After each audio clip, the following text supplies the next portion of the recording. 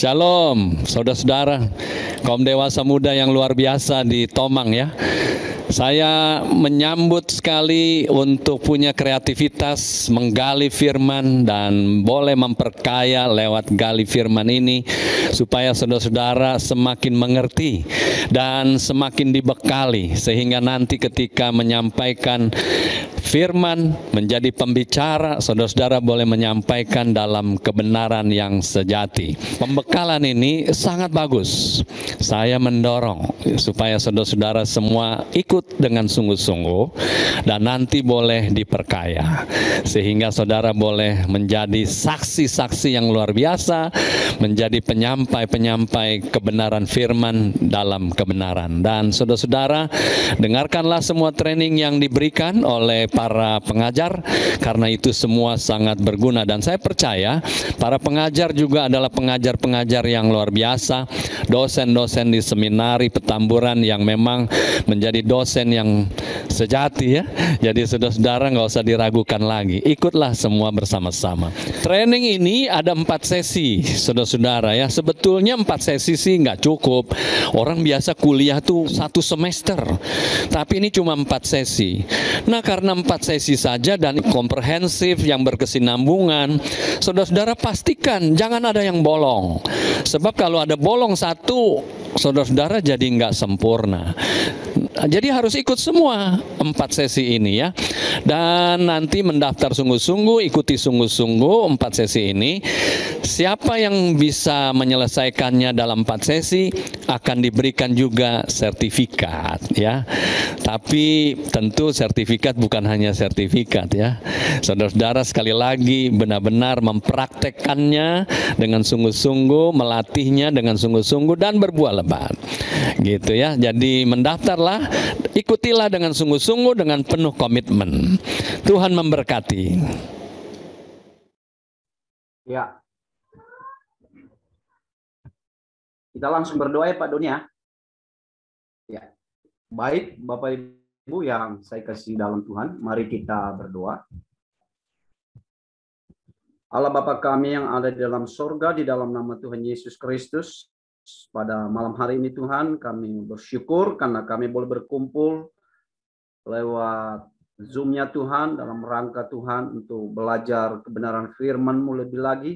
Karena kami tahu tantangan kami ke depan tidaklah mudah yang akan kami jalani, namun satu hal kami percaya, kami bersama dengan firman-Mu yang akan memberikan kami pengertian, kemampuan untuk menjalani setiap kehidupan kami masing-masing. Dan malam hari ini Bapa, kami akan memulai pembelajaran kami malam hari ini. Berkati hamba-Mu Bapak Valentino yang akan mengajar kami Tuhan. Kiranya hikmat pertolongan daripada Roh Kudus turun bagi hamba-Mu agar setiap kami yang mendengarkannya bukan hanya mengerti, mengetahui tentang firman-Mu, namun terlebih lagi Tuhan kami mau menghidupinya sesuai dengan yang Engkau kehendaki.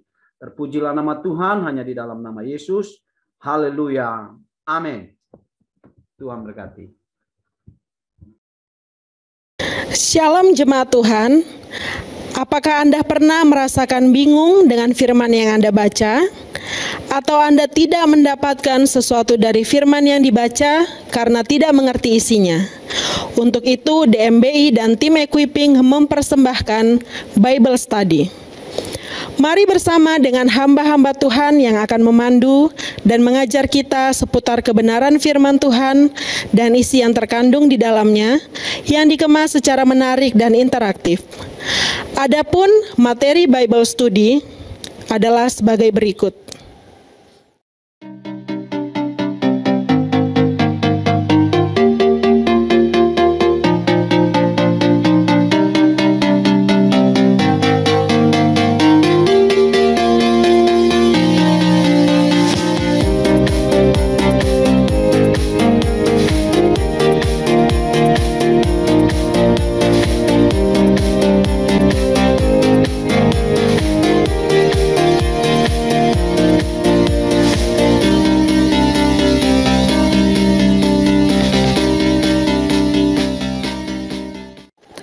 Kiranya Bapak, Ibu, Saudara, Saudari diberkati lewat acara ini.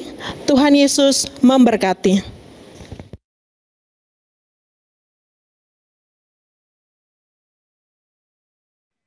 Oke, shalom, selamat sore menjelang malam, Bapak Ibu jemaat yang dikasih Tuhan.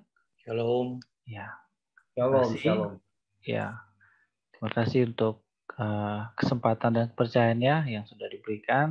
Pada hari ini kita akan masuk ke sesi pertama ya, dan materi sudah saya bagikan, harapannya sudah bisa diterima.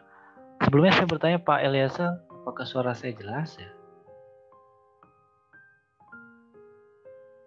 Oke, makasih. Jelas, Pak. Oke, saya akan share screen. Bisakah host memberikan saya akses? Mengenai pembelajaran tentu terkait menafsir ya ini ya. Tentu kita tidak bisa pisahkan dari fakta seperti yang tadi sampaikan Bapak Gembala bahwa tetap saja kita harus mengikuti ya tahapan-tahapan ya. Bahkan untuk kita bisa mendekati teks Alkitab saja ketika hendak menafsir, orang sampai belajar gitu kan ya, bertahun-tahun ya setidaknya untuk S1. Tapi apakah ada cara yang lebih ringkas? Apakah ada cara yang lebih mudah? Kita sangat terbantu di zaman di era ini karena ada begitu banyak kemajuan teknologi yang membantu kita. Ya walaupun tetap tidak saya bisa bilang mudah ya, atau bisa saya bilang ringkas juga ya. Oke, tapi kita akan coba belajar. Nah, setidaknya sebelum saya mulai masuk ke dalam praktik dan contoh-contoh, izinkan saya untuk memberikan dasar-dasarnya terlebih dahulu ya, karena ini bagian yang tidak bisa dilepaskan dari praktiknya nanti. Artinya saya harus melakukan yang namanya brainstorming dulu kepada Bapak Ibu jemaat ya, sebelum kita masuk ke dalam praktiknya ya. Walaupun nanti tetap akan ada contoh-contoh dan juga kita akan coba praktikan ya di dalam cara yang paling basic ya. Yang pertama yang harus kita ketahui ya Bapak Ibu jemaat yang dikasih Tuhan, ketika kita harus mendekati Alkitab, perspektifnya yang pertama kita harus sadari bahwa di dalam Alkitab itu merupakan dunia yang jauh berbeda di mana kita hidup sekarang. Maksud saya dunia yang berbeda karena ada beberapa yang kita sebut dengan namanya gap atau kesenjangan. Nah, ini yang harus kita pahami pertama. Ya, yang pertama itu adalah kesenjangan sejarah. Ya, karena memang kebanyakan kejadian dan momennya itu berlangsung di masa yang sudah lampau. Oke, nah itu yang gap pertama. Lalu yang kedua adalah kultur. Karena kultur yang digunakan di sini yang ada di dalam Alkitab adalah kultur yang mengacu pada Mesopotamia kuno atau Timur Dekat kuno. Ya, kalau kita mau mengacu pada Israel zaman dahulu, berikut wilayah-wilayah sekitarnya, termasuk kebudayaan dari Helenis. Nah, itu yang kedua yang disebut gap culture. Lalu yang berikutnya adalah gap linguistik. Kenapa? Karena pada sejatinya Alkitab ini ditulis dalam bahasa yang berbeda dengan bahasa ibu kita. Ya, kalau native language kita kan atau bahasa ibu kita adalah bahasa Indonesia kebanyakan ya, kalau bicara tentang konteks nasional. Nah, sementara bahasa yang ada di Alkitab adalah bahasa yang Bapak Ibu mungkin sudah tahu ya. Berbeda di mana penggunaan bahasanya adalah bahasa Ibrani, sebagian besar untuk PL, ada sedikit bahasa Aram ya, di kitab Daniel dan beberapa bagian, dan juga Yunani di dalam Perjanjian Baru. Bahkan untuk bahasa Ibrani dan bahasa Yunani-nya juga merupakan bahasa Ibrani Yunani yang kuno ya, yang bukan digunakan untuk konteks modern sekarang di tempat asalnya. Nah, ini merupakan gap, artinya ini merupakan kesenjangan. Ini merupakan jarak yang berbeda. Ya. Lalu kemudian yang terakhir adalah worldview-nya. Artinya kalau saya mau bilang worldview itu cara pandang dunianya itu berbeda. Ya, di mana dunia yang kita hidupi sekarang merupakan dunia yang kalau kita dalam konteks Indonesia sifatnya republik, ya bentuk kenegaraan, politis dan segalanya, termasuk dalam hubungan-hubungan internasional dan nasional. Nah, kalau yang berlangsung atau berlaku di sana adalah worldview dalam konteks penjajahan Roma. Ya, walaupun wilayah Palestina, wilayah atau konteks tempatnya itu berada di Palestina pada masa itu, yang kita sering kenal dengan tempatnya Israel ya. Nah, keempat latar belakang ini, keempat gap ini merupakan bagian yang tidak mungkin kita bisa abaikan ketika kita ingin hendak melangkah memahami Alkitab. Nah, ini merupakan langkah yang paling dasar. Ya, walaupun kalau saya mau bilang ada begitu banyak lagi anak buahnya gitu ya. Nah, tapi kita tidak akan terlalu jauh sampai ke situ. Yang perlu kita pahami ketika kita mendekati Alkitab, kita menyadari ada gap yang jauh yang perlu kita pahami, sehingga ketika kita mulai melakukan yang namanya eksekusi menafsir atau melakukan eksekusi menggali Alkitab, tidak terburu-buru untuk menariknya kepada konteks atau pemahaman kita di masa kini. Ya Bapak Ibu Jemaat yang dikasih Tuhan ya, ini merupakan step yang paling dasar yang perlu kita pahami. Oke, yang selanjutnya. Nah, ini yang paling penting juga ya. Untuk kita menggali Alkitab, kita membutuhkan teori dasar. Nah, di mana kalau di dalam seminari atau kebanyakan sekolah kita menggunakan mata kuliah yang disebut hermeneutik. Nah, hermeneutik merupakan cara atau teori untuk menggali suatu relasi antara teks dan konteks ya, yang pada mulanya memang hanya memiliki satu makna. Di mana maknanya diperuntukkan untuk komunitas penerima yang mula-mula, yang merah ini. Gitu ya. Misalkan contohnya kita bicara tentang surat Timotius. Ya, itu merupakan surat yang ditulis Paulus pada mulai untuk Timotius. Gitu ya. Bukan untuk kita. Nah, ini harus kita sadari dulu ya. Bukan untuk kita. Demikian juga ketika Matius menuliskan Injilnya. Ya, untuk pendengar orang Yahudi yang merupakan sasaran dari penulisan Matius. Bukan untuk kita. Ini yang perlu kita sadari terlebih dulu ya. Nah, lalu kemudian seiring berjalannya waktu dan sejarah ya, Bapak-bapak gereja berusaha untuk mengumpulkan berbagai tulisan-tulisan yang disebut oleh mereka merupakan tulisan yang berotoritas. Kenapa? Karena pada masa itu pasca para murid wafat ya, lalu kemudian lahirlah generasi para bapak gereja yang notabene sebenarnya juga merupakan muridnya daripada rasul ya, Rasul Kristus. Nah, pada era itulah mulai terjadi kegoncangan di gereja mula-mula atau di gereja purba. Apa bentuk kegoncangannya?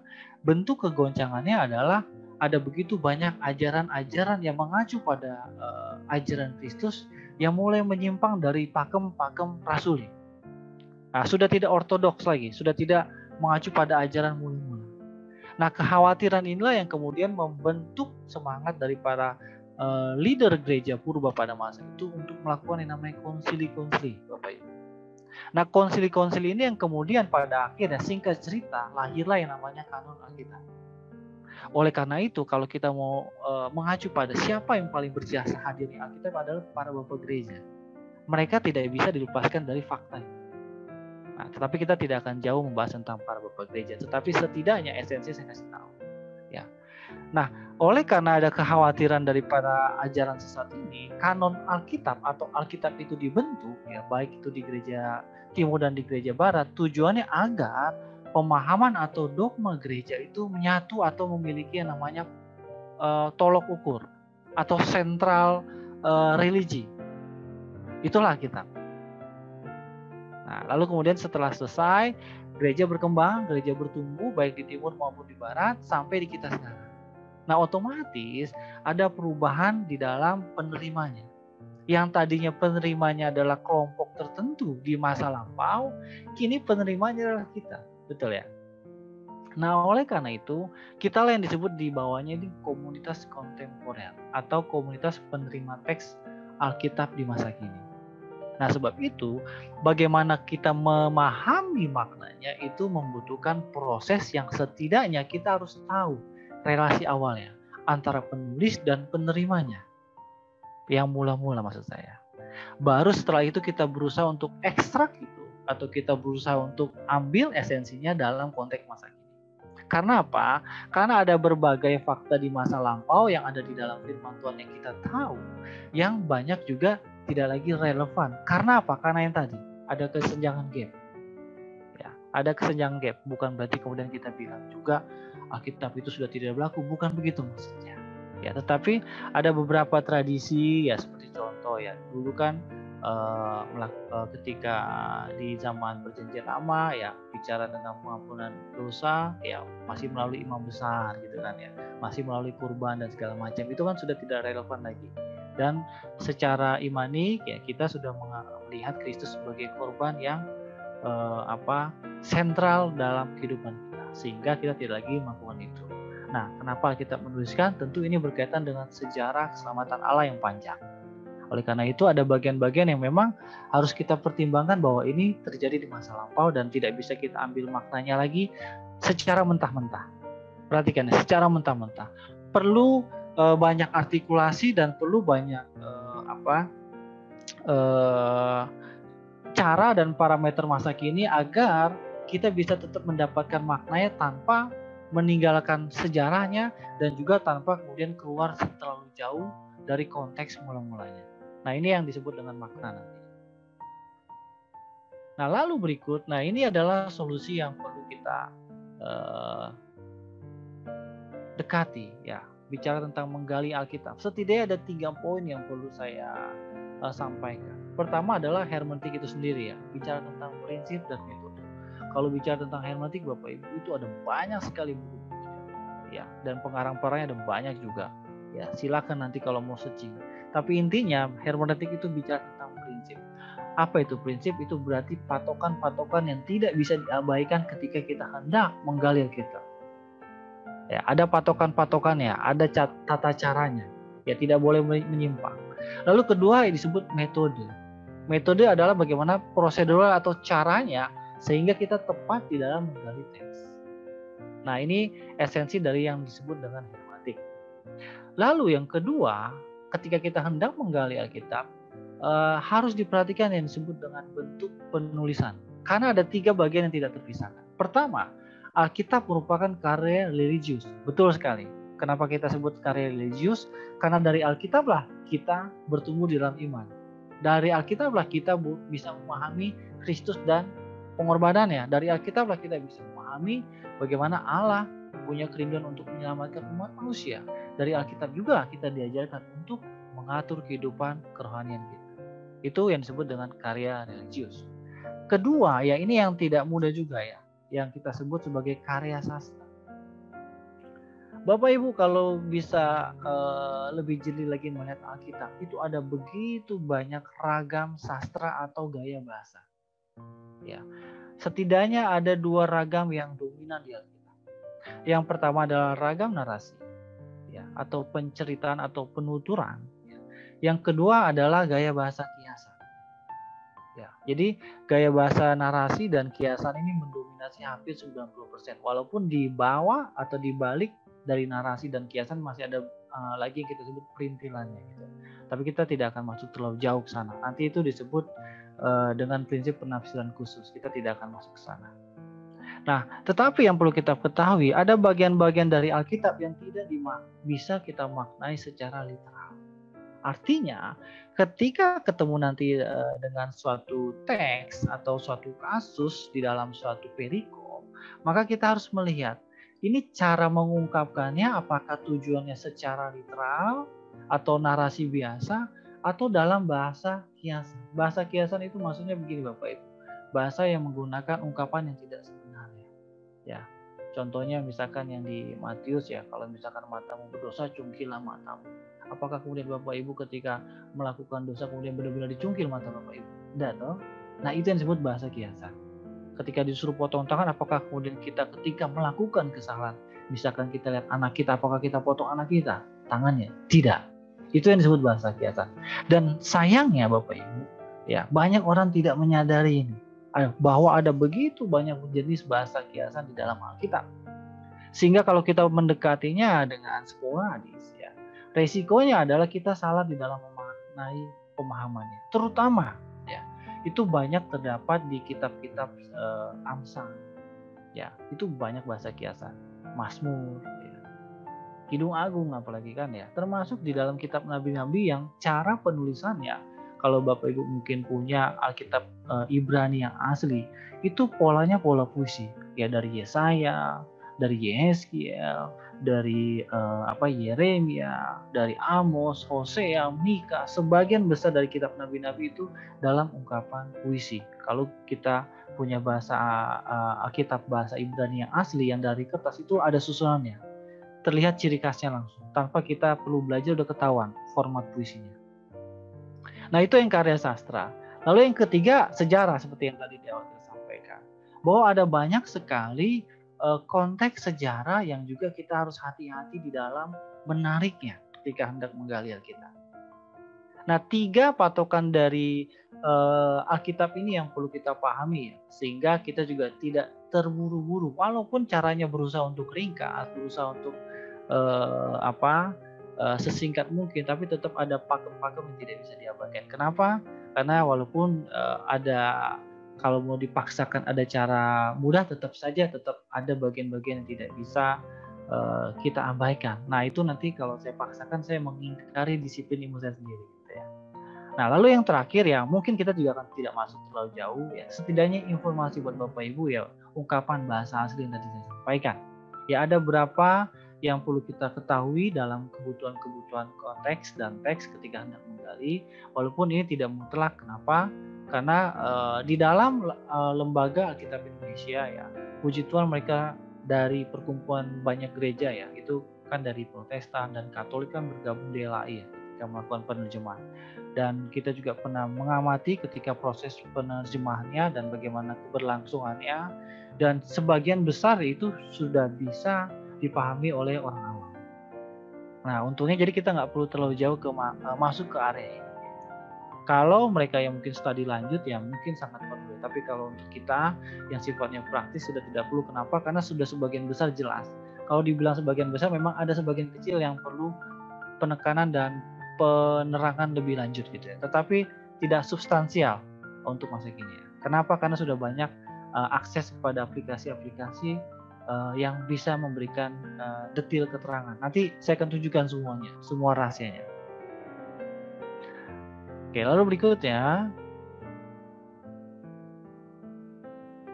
Sebentar, ini dia. Ini yang paling penting ya, yang banyak juga orang Kristen abaikan. Tetapi ini tidak perlu pusing lihat ini Bapak Ibu, kan ini sudah ada di wallpaper Bapak, sudah ada di PowerPoint ya. Jadi ini saya sengaja buat untuk materi hari ini ya, dan ini bisa jadi bahan ajar saya. Jadi silakan nanti diambil. Tapi ini setidaknya gambaran singkat, saya buat ini seharian Bapak Ibu ya, demi untuk sampai di sini ya. Tapi ini penting ya, untuk Bapak Ibu lihat ya. Nah, oke, saya jelaskan secara singkat ya. Ini adalah masa Alkitab di dalam konteks waktunya masing-masing. Ya, perhatikan yang garis di tengah-tengah ini saya tuliskan masa awal Alkitab 1000 sebelum Masehi. Kalau bicara tentang masa awal Alkitab berarti waktu yang tidak tentu gitu ya. Artinya jauh sana gitu ya. 900 sebelum Masehi, 800 sebelum Masehi, 700 sebelum Masehi ya, sampai pada akhirnya 0. Nah, 0 ini mengacu pada kehadiran Kristus yang kita sebut makanya waktu ketika Kristus lahir itu dihitung diriset dari 0, walaupun ada berbagai anggapan yang berbeda ya, tapi kita ambil gampangnya saja.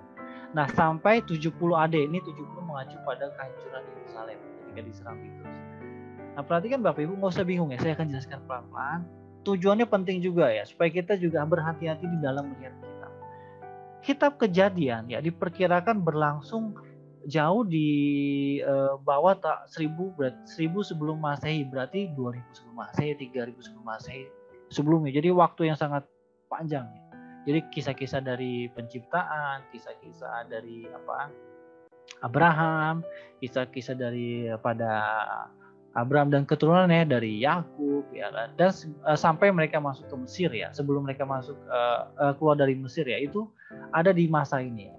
Nah, lalu masa setelahnya yaitu bicara tentang kitab Keluaran, Imamat, Bilangan, Ulangan di sini ya.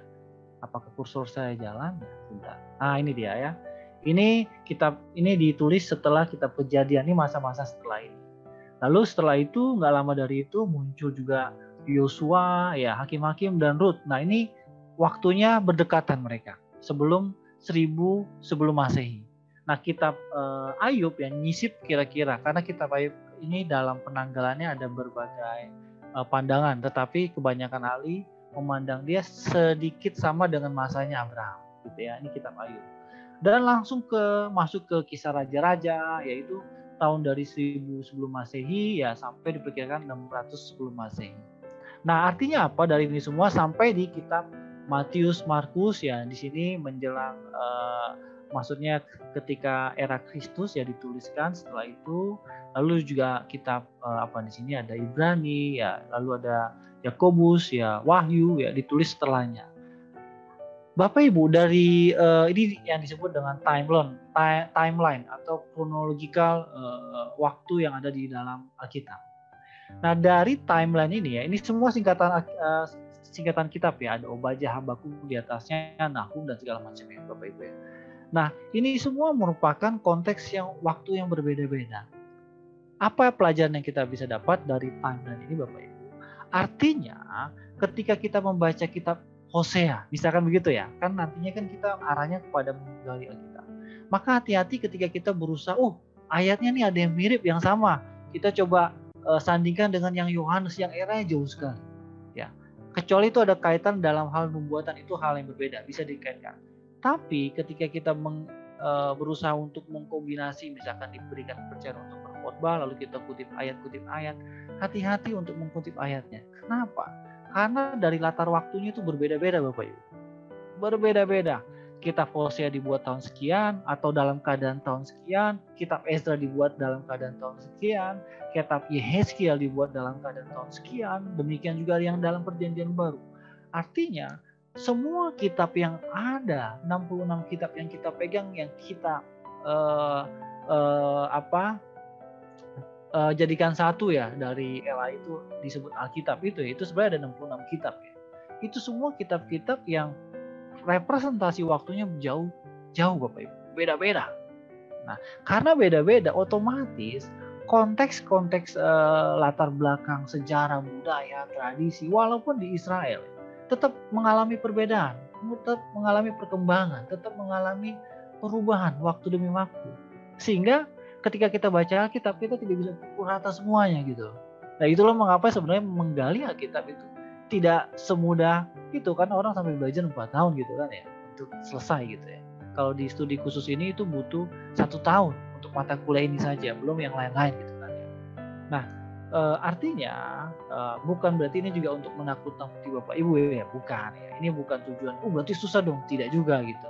Tapi ini tujuannya untuk membuka mata kita semua bahwa Alkitab itu sesuatu yang sakral, yang oleh karena Tuhanlah karya Tuhan itu bisa didokumentasikan atau bisa dijadikan ke dalam satu buku yang kita pegang sehari-hari ya, yang isinya itu sangat kaya akan berbagai latar belakang dan budaya.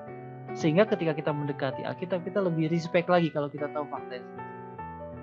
Nah, itu yang perlu kita pahami dari Alkitab itu sendiri. Oke, sebelum saya lanjut, apakah ada mau sesi pertanyaan atau bagaimana? Takutnya ada yang penasaran, ada yang ketinggalan atau bagaimana, Pak Eli atau Pak Doni di sini yang in charge-nya? Pak lanjut saja penjelasan sampai pukul 19:10 itu sesi 1. Jadi hal-hal yang esensi, yang penting untuk didengar oleh peserta. Terima kasih. Oke, baik. Kita masih ada waktu 10 menit berarti ya. Di sini sudah 19. Oke, nanti setelah sesi ini ada sedikit pertanyaan dan juga ada latihan nanti ya. Ada contoh-contoh juga. Nah, ini lalu bagaimana sekarang kita berusaha untuk membantu kita melihat fakta bahwa sejarahnya banyak, tradisinya banyak. Nah, itu ada alat bantu. Makanya di dalam studi ini kita butuh alat bantu. Ya, ini dasarnya dulu. Nanti saya akan berikan solusi. Tentu setidaknya ada Alkitab. Kalau misalkan Bapak Ibu serius ya, ini bisa diabaikan dan Bapak. Yang sudah pasti harus ada Alkitab bahasa Indonesia. Itu kalau mau pakai bahasa Inggris silakan. Kalau misalkan mau serius silakan gunakan kamus bahasa. Ya, ini juga nggak perlu ya. Lalu ada kamus teologi. Nah, nanti saya akan berikan solusinya. Ini buku-buku penunjang. Jadi ini disebut alat bantu ya. Tapi Bapak Ibu kalau menggunakan alat bantu ini kan susah sekali ya kalau di zaman sekarang. Ya, apalagi kalau misalkan jemaat punya kerinduan untuk mendalami secara otodidak.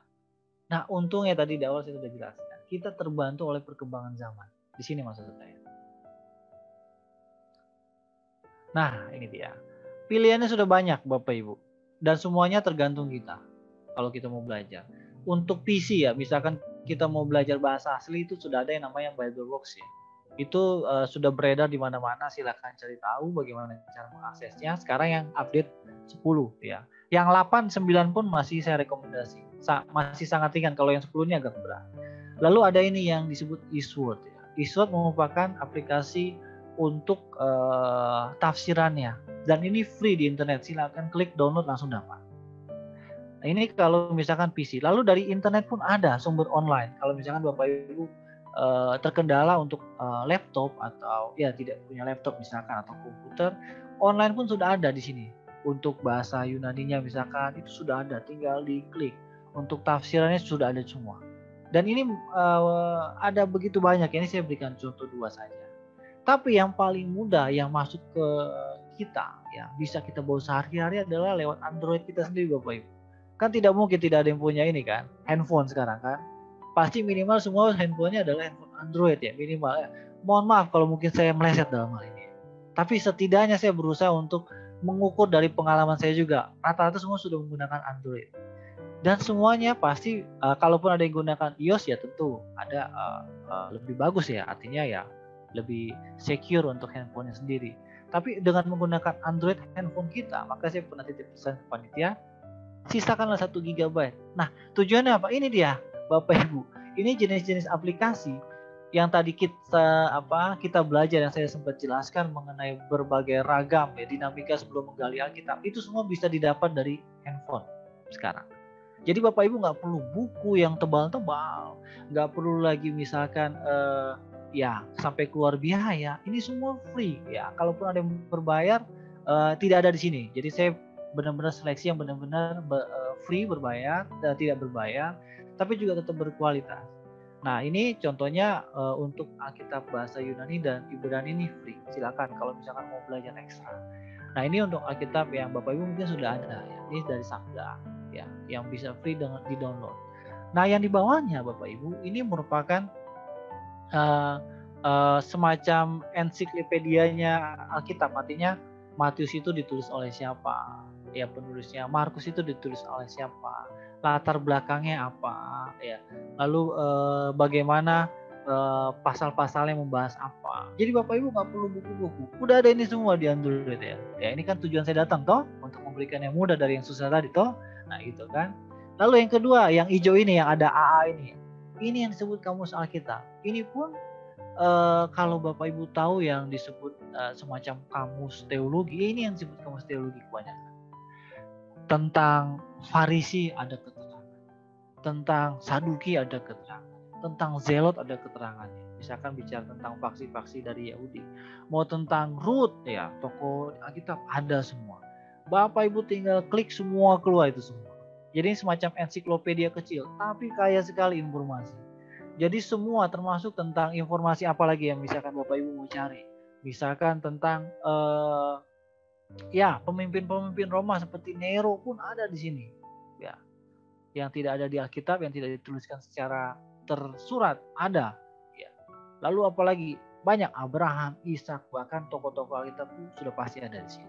Nah ini bisa dibilang sangat-sangat menguntungkan kita di masa kini.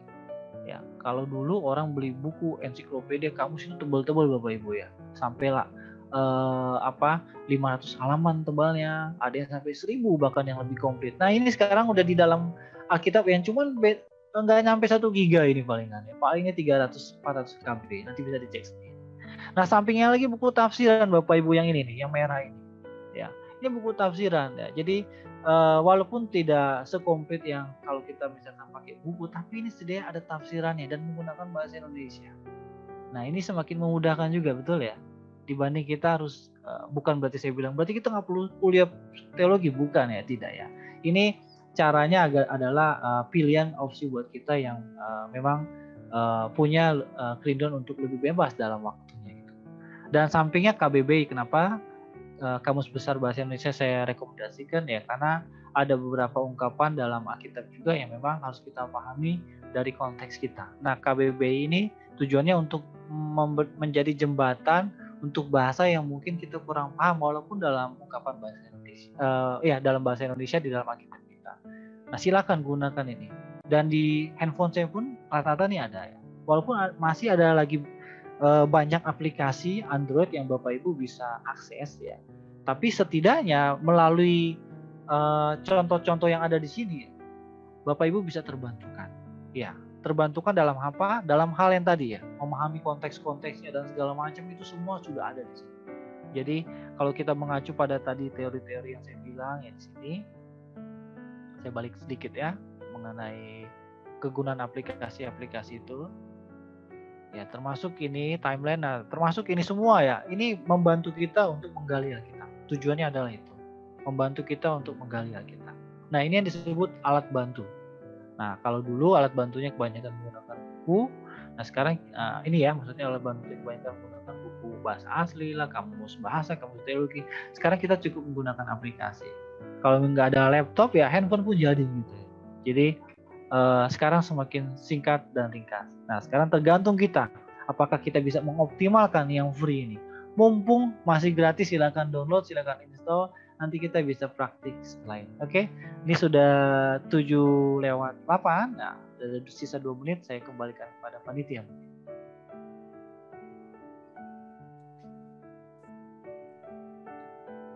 Baik Bapak Ibu Saudara, jika ada ingin bertanya silakan, karena ini masih basic jadi agak ribet sedikit, tapi sangat jelas sebenarnya penjelasan dari Pak Valen. Nanti Bapak Ibu bisa, yang penting download, saya rekomendasi yang Alkitab yang Android iOS, jadi masuk di Play Store, nanti saya akan videokan Bapak-Bapak Ibu ya. Masuk di Play Store, kemudian download yang Alkitab. Nah, di situ sudah ada bahasa Inggris, bahasa Yunani, bahasa Ibrani, dan bahasa Indonesia. Nah, itu saja sebenarnya tools satu itu sudah cukup sebenarnya Bapak Ibu untuk digunakan sebagai bahan untuk Bapak Ibu memahami setiap ayat-ayat dalam Alkitab. Mungkin ada yang mau ingin bertanya, Bapak Ibu Saudara, silakan mengajukan di kolom chat. Silakan ketik di kolom chat sebelah kanan, atau kalau mau bertanya langsung silakan. Silakan. Siapa saja mau bertanya, silakan. Nanti di sesi 2, Pak Valentino akan menjelaskan lebih detail lagi terkait dengan contoh-contoh yang konkret.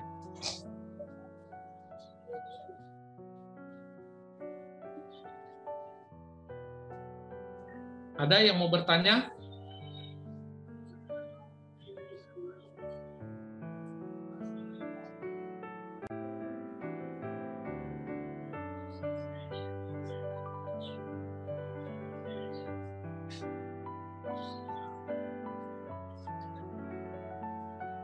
Oke, kalau tidak ada yang bertanya, karena kita mengikuti waktu yang ada 19 pukul 10, kita break 5-10 menit, jangan meninggalkan ruang Zoom. Nanti kita break 10 menit, tetapi bukan 10 menit, ya mungkin 5-10 menit, tapi ada informasi dulu yang akan disampaikan oleh tim media. Silakan.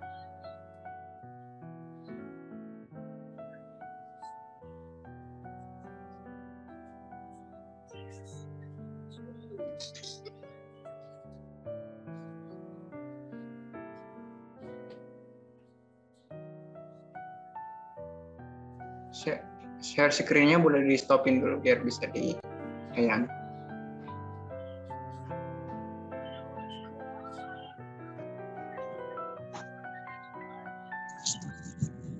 Silakan ditampilkan pengumuman.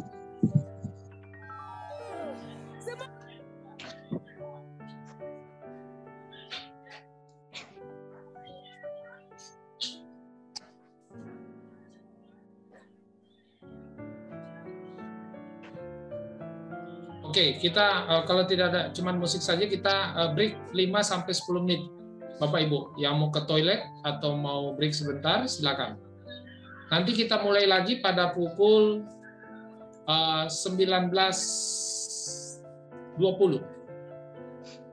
Pukul 19.20 kita akan mulai lagi.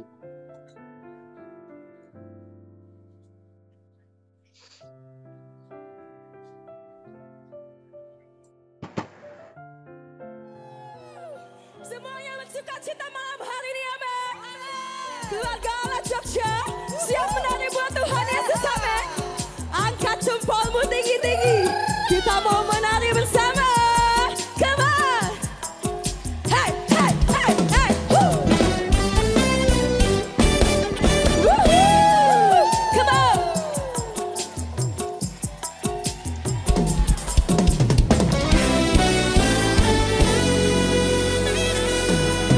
Bila roh Allah ada di dalamku, ku kan menari, bersirat menari.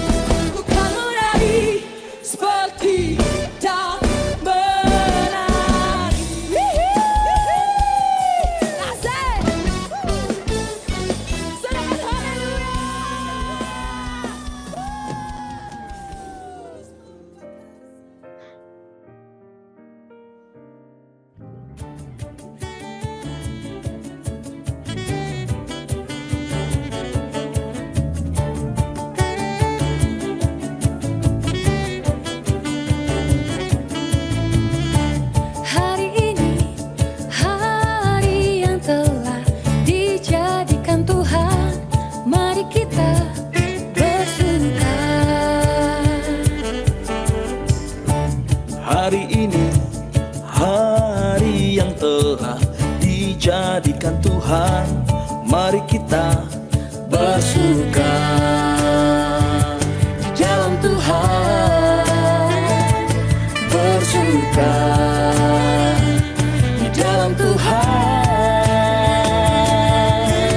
bersuka, bersuka dalam Tuhan, mari bersuka, bersuka citalah, bersuka, bersuka dalam Tuhan, sekarang bersuka, bersuka citalah.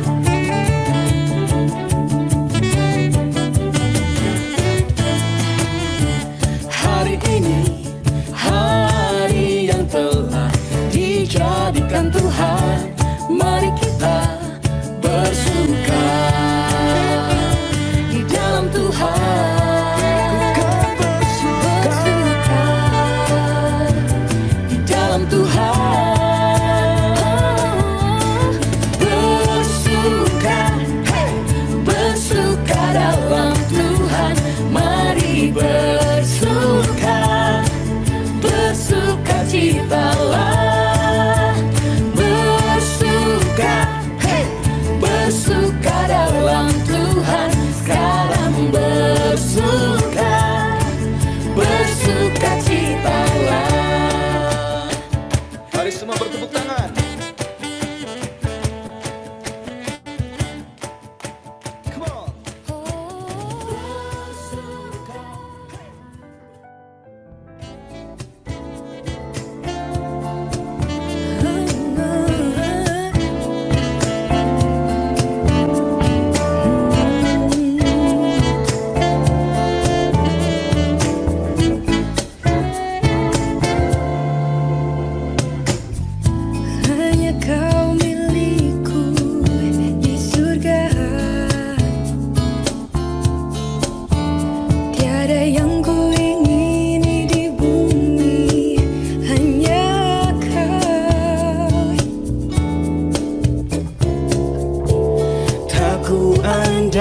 bukan kekuatanku, namun yang pasti Kau tetap selamanya Allah sumber kuatku, Allah sumber kuatku, Allah sumber kuatku dan bagianku selamanya, selamanya, selamanya.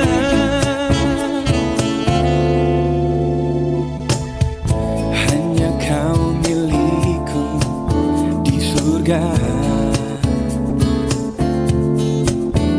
tiada yang ku ingini di bumi, hanya Kau, tak ku andalkan kekuatanku,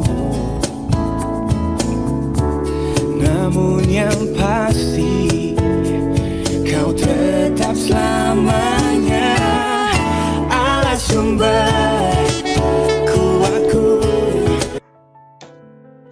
Oke, Bapak Ibu Saudara, kita akan lanjut pada sesi yang kedua, dilanjuti oleh Pak Valentino. Tapi sebelumnya saya coba tunjukkan contoh seperti apa yang dimaksud oleh Pak Valentino. Bisa ditampilkan videonya?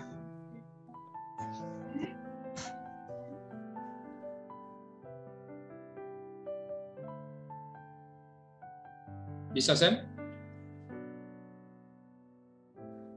Udah, Pak. Oke, coba ditampilin videonya.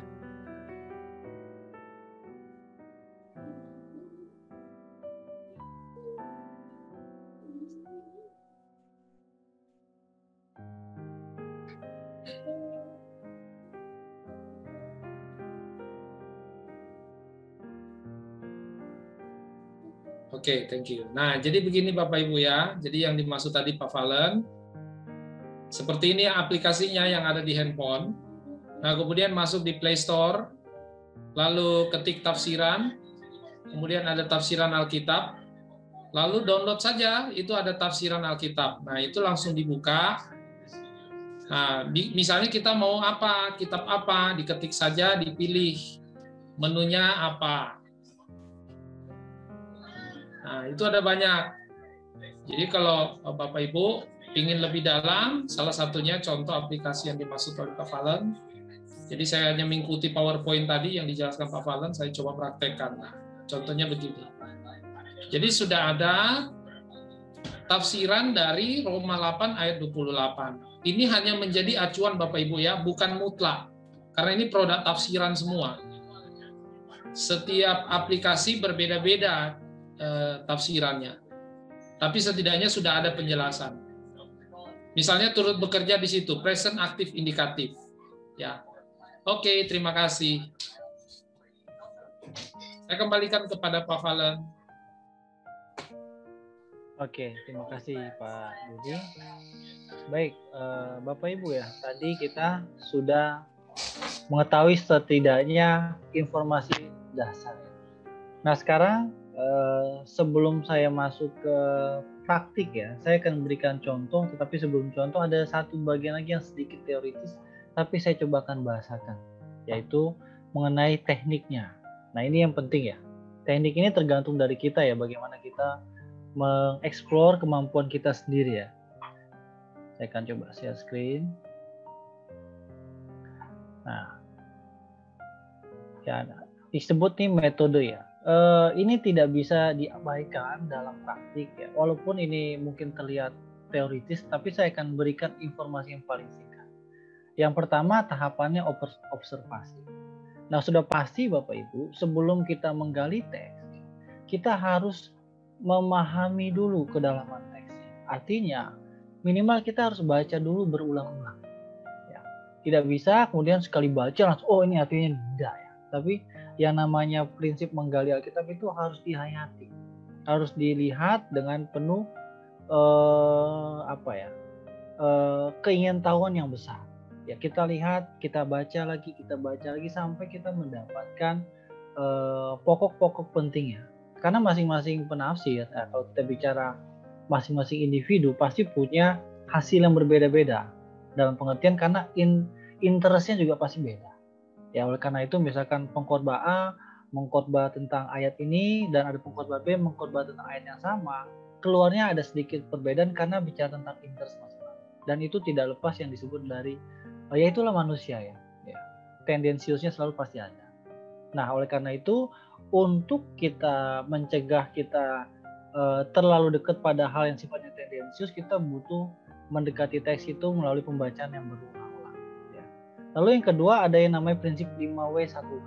5W1H adalah metode pertanyaan. Jadi ketika Bapak Ibu membaca teks ya, misalkan dari Matius 6 ayat 33 gitu kan ya. Nah itu kita bertanya dulu ya, what-nya apa, lalu who-nya, maksudnya who itu bicara ini ayat ketika Yesus ucapkan itu peruntukannya untuk siapa, lawan bicaranya siapa. Lalu bicara where itu di mana kejadiannya, kapan momennya, when, kapan momennya. Lalu how, ya bagaimana cara penyampaiannya. Nah itu merupakan cara untuk kita mendalami lagi. Nah itu berangkat dari 5W1H, yaitu pertanyaan, metode pertanyaan. What, where, who, when, dan how itu ya. Lalu yang ketiga, nah setelah kita, ini teoritis dulu ya Bapak Ibu ya. Yang ketiga adalah kita memperhatikan objek-objek yang menonjol di sini. Artinya di dalam perikop itu bagian-bagian mana yang menonjol, yang sering atau menarik perhatian kita.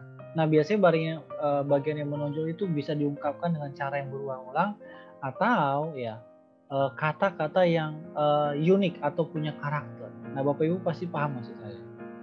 Lalu yang keempat adalah kita memperhatikan relasinya, artinya memperhatikan relasi ketika kita sudah baca, kita sudah kembangkan dari analisis pertanyaan 5W1H dan kita lihat ada beberapa objek yang menonjol dari Alkitab itu.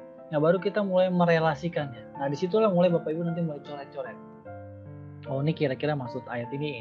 Nah itu baru mulai kita bermain di situ. Lalu yang kedua tahapannya adalah interpretasi. Interpretasi itu sebenarnya ada dua, prinsip penafsiran umum dan prinsip penafsiran khusus. Tapi yang khusus tidak apa-apa kita abaikan. Kita mengacu yang ke umum saja sudah cukup. Nah bagaimana yang umum nanti saya akan tunjukkan di sini. Saya langsung aja.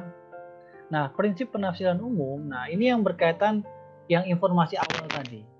Artinya pertama ada yang disebut dengan analisis konteks. Konteks itu maksudnya gini Bapak Ibu. Alkitab itu pada waktu dibuat, waktu pertama kali ditulis, itu bukan ditulis dengan penomoran seperti yang ada di Alkitab kita. Penomoran itu baru dikembangkan di masa modern oleh orang yang sudah jauh berbeda. Artinya ketika misalkan Paulus ya menuliskan surat pada Timotius, Paulus nggak nulis 1 ayat 2, tidak. Ayat itu baru kemudian hari. Tapi itu ditulis secara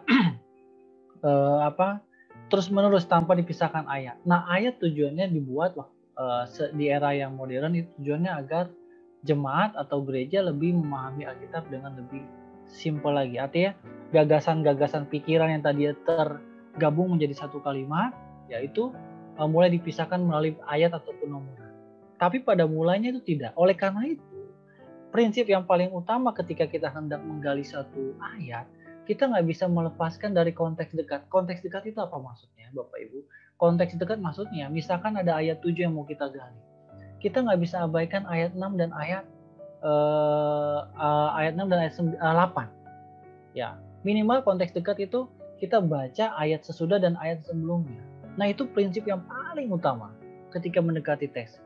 Karena apa? Karena pada mulanya memang tidak ada penomoran. Penomoran itu atau ayat itu baru dibuat untuk mempermudah sebenarnya. Nah, itu yang pertama. Lalu konteks jauh kita bisa abaikan karena kita praktiknya akan lebih ke yang paling mendekati. Tentu analisis latar belakang tidak bisa diabaikan. Ada keadaan politik, keadaan religi, nanti saya akan tunjukkan contoh-contoh setelah ini. Keadaan ekonomi, keadaan hukum, militer dan perang, agrikultur juga ada, arsitektur, cara berpakaian, geografis dan sosial. Itu semua ada. Dan di mana kita bisa dapat ini? Di kamus Alkitab yang warna hijau tadi. Nah, itu ada semua di situ. Saya langsung tunjukkan supaya Bapak Ibu nggak ragu untuk mendownload ini ya. Yang hijau ini ada semua. Latar belakang itu semua ada di sini. Dan juga yang biru ini. Yang biru ini bicara tentang Alkitabnya, yang hijau ini bicara banyak informasi sejarahnya. Nah, silakan nih, dua ini wajib di-download kalau mau ya. Wajib ya. Nah, itu informasi tentang analisis latar belakang yang perlu kita kuasai. Nah, analisis bahasa yang Ibrani ini bisa diabaikan. Jadi minimal saya akan bergerak ke dua bagian ini, konteks dekat dan analisis latar belakang dan sejarah. Saya akan berikan contohnya. Ini konteks dekat ya Bapak Ibu ya. Dari Rut 4 ayat 7. Beginilah kebiasaan dahulu di Israel dalam hal menebus dan menukar. Ya, setiap kali orang hendak membuatkan sesuatu perkara, maka yang seorang menanggalkan kasutnya sebelah dan memberikannya kepada yang lain. Demikianlah caranya orang mensahkan perkara di Israel. Lalu penebus itu berkata pada Boas di ayat 8, engkau saja yang membelinya dan ditanggalkannya kasut. Kalau misalkan kita lepas konteks Bapak Ibu ya, misalkan kita hendak meneliti ayat 8, kita nggak akan memahami apa yang dimaksud dengan istilah ditanggalkannya kasut. Nah, padahal di ayat sebelumnya sudah dijelaskan bahwa ketika ada istilah ditanggalkan kasutnya itu berkaitan dengan tradisi Israel. Artinya ini kan berkaitan dengan Boas yang hendak menebus Rut. Nah, tetapi pada faktanya ada kerabat yang lebih dekat, yang lebih layak untuk menebus Rut, untuk menjadikan dia istri berikut dengan keturunan-keturunannya. Nah, oleh tradisi Israel pada masa itu di zamannya Rut ya, ada yang disebut dengan Goel atau penebus. Ya, nanti ini Goel ini bicara konsep teologi yang lebih jauh berkaitan tentang Kristus ya. Tapi saya akan batasi dalam konteks belajar kita. Jadi pada intinya, kalau misalkan Boas ingin menikahi Rut ya, dia harus memastikan orang yang terdekat yang paling layak selain Boas itu menanggalkan kasutnya terlebih dahulu. Sehingga artinya itu menjadi kode. Artinya ketika dia menanggalkan kasutnya, dia mempersilahkan untuk Boas, walaupun saya lebih layak untuk menebus Rut, tapi saya tanggalkan kasut sebagai tanda bahwa saya melepaskan itu untuk Boas. Jadi Boas sebagai orang kedua memperoleh kelayakan.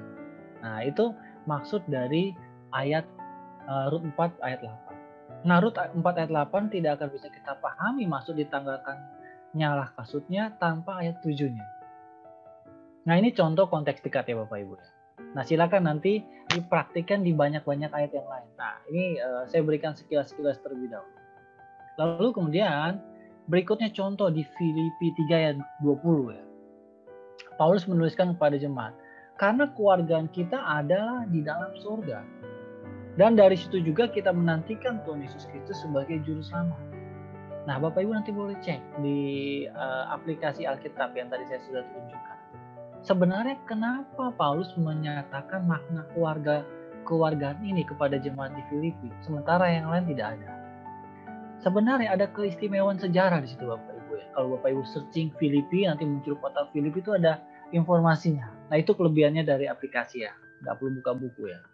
Nah, penduduk kota Filipi pada waktu itu mendapatkan hak kewargaan yang istimewa dari Roma. Jadi Filipi bukan merupakan wilayah Roma aslinya, tapi sebagai bagian yang diinvasi oleh Roma. Nah, pada masa itu terjadi perang saudara di Roma antara Antonius dan Octavianus. Nah, Antonius itu kemudian kalah. Nah, wilayah-wilayah Antonius kalah itu diserahkan pada Octavianus. Nah, kemudian salah satunya adalah Filipi. Di masa itu, kota Filipi adalah kota yang spesial. Artinya siapapun yang tinggal di Filipi, oleh karena wilayah yang strategis dan kemudian juga dari perspektif orang-orang Roma, Filipi ini menjadi tempat yang sangat baik adanya menurut mereka, ya. Mereka yang tinggal di dalam kota Filipi itu mendapatkan hak kewarganegaraan yang spesial. Ya, artinya mereka bisa dikatakan hampir setara dengan warga negara Roma pada masa itu. Nah, saking spesialnya Paulus berusaha untuk mendekatkan ya ke dalam jemaat di Filipi yang merupakan bagian mereka. Jadi maksudnya Paulus, karena keluargaan kita adalah di dalam sorga, itu memberikan suatu sindiran juga bahwa kamu jangan merasa yang paling istimewa, karena yang paling istimewa itu bukan kewargaan Roma, tapi kewargaan sorga. Nah, itu maksudnya gitu. Nah, kalau kita paham konteks kota Filipi, kita akan ngerti ya ini maksudnya ke arah apa. Ya supaya orang Filipi itu tidak merasa istimewa sendiri. Kenapa? Karena yang istimewa itu bukan masalah kewargaan mereka sebagai orang Roma, tapi kewargaan mereka sebagai warga surgawi. Itu yang paling utama. Nah, itu maksud dari Filipi 3:20. Ada konteksnya. Nah, lalu berikutnya saya berikan contoh lagi. Nah, tentang 10 tulah Bapak Ibu ya. Jadi 10 tulah di Mesir ya, sebenarnya itu tujuannya untuk mempermalukan dewa-dewa di Mesir. Ya contohnya seperti dewa Hapi yang merupakan dewa Sungai Nil. Nah, itu yang di tulah pertama ya. Demikian juga Ra, dewa matahari ketika terjadi kegelapan waktu tulah ke-9. Nah, tapi tidak bisa dilepaskan juga dari fakta sejarah yang berkaitan dengan kondisi geografis Bapak Ibu. Jadi tulah itu tidak kemudian simsalabim terjadi. Nah, itu semua nanti ada Bapak Ibu, bisa dicek di aplikasi-aplikasi yang saya sudah sampaikan. Contohnya waktu tulah pertama ya, itu merupakan kondisi sungai ini yang mengalami luapan lumpur ya karena luapan lumpur itu pada akhirnya Nil itu berwarna merah. Nah, di saat yang bersamaan lumpur-lumpur itu membawa bakteri yang mematikan, sehingga ketika bakteri itu terikut dari lumpur yang sangat banyak karena debit air yang bertambah, akhirnya ikan-ikan yang di sekitar sungai Nil itu mati. Nah, makanya dikatakan di kitab Keluaran, sungai Nil itu berubah menjadi darah karena faktanya seperti ini. Nah, ini berkaitan dengan kondisi alamnya. Lalu yang tulah kedua, karena banyak ikan membusuk, maka kata-kata keluar dari sungai Nil, tulah kata. Akibat dari sungai Nil yang kemudian mengalami lumpur yang banyak dan membawa bakteri yang demikian mematikan untuk ikan-ikan, kata-kata yang tinggal di pinggiran di lubang-lubang dari sungai Nil itu keluar semua, ya kan? Keluar semua dari sungai Nil yang pada akhirnya mereka menyebar ke banyak wilayah di Mesir. Itu tulah kedua. Dan itu terus menyambung ya. Ini menariknya, Allah bekerja walaupun memberikan tulah pada Mesir, tapi dia menggunakan siklus alam yang berantai. Ya. Lalu kemudian di tulah ketiga ya, kondisi sungainya itu memicu perkembangbiakan nyamuk yang demikian besar. Nah, ini tulah yang ketiga tentang nyamuk. Ya tentu kondisi yang semerawut di sekitar sungai ini akhirnya apa? Nyamuk itu kan namanya juga kalau musim hujan ya, makin banyak nyamuk. Nah, ini kan karena areanya basah, debit airnya tinggi ya, menjadi lahan untuk nyamuk untuk bereproduksi. Akhirnya semakin banyak. Tulah ketiga. Tulah keempat pun efeknya sama. Katak yang menyebar, banyak yang mati. Nah, ketika banyak mati kan jadi bangkai. Akhirnya apa ya di situ? Yang terjadi adalah wabah lalat ya, lalat pikat yang disebut di Alkitab lalat pikat ya. Itu akhirnya banyak di Mesir. Nah, ini efek yang tidak terputus ya.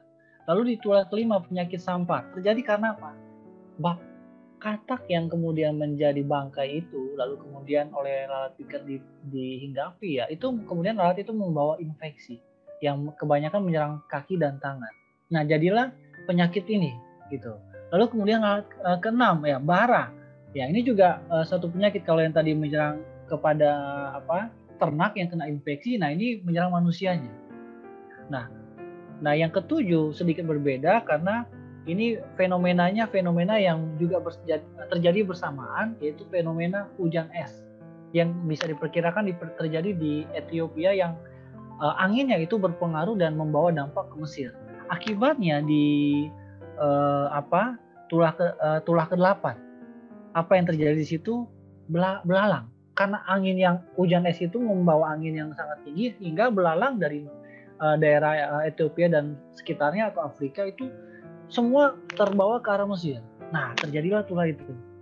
Nah, akibat yang berikutnya nyambung dari yang tulah 1, 2, 3, dan 4 itu. Gelap gulita di sini bukan gelap gulita yang terjadi kemudian Tuhan menutup matahari begitu saja, tidak. Tapi itu ada proses alam. Bagaimana proses alam ya? Kan karena dibawa oleh air itu ya tanah lumpur itu, kemudian ketika dia sudah lumpurnya meluap keluar, lalu kemudian tanahnya itu kemudian menjadi kering, nah akhirnya menjadi debu, kena angin padang gurun itu. Nah, anginnya itu yang kemudian membuat seluruh wilayah Mesir menjadi gelap.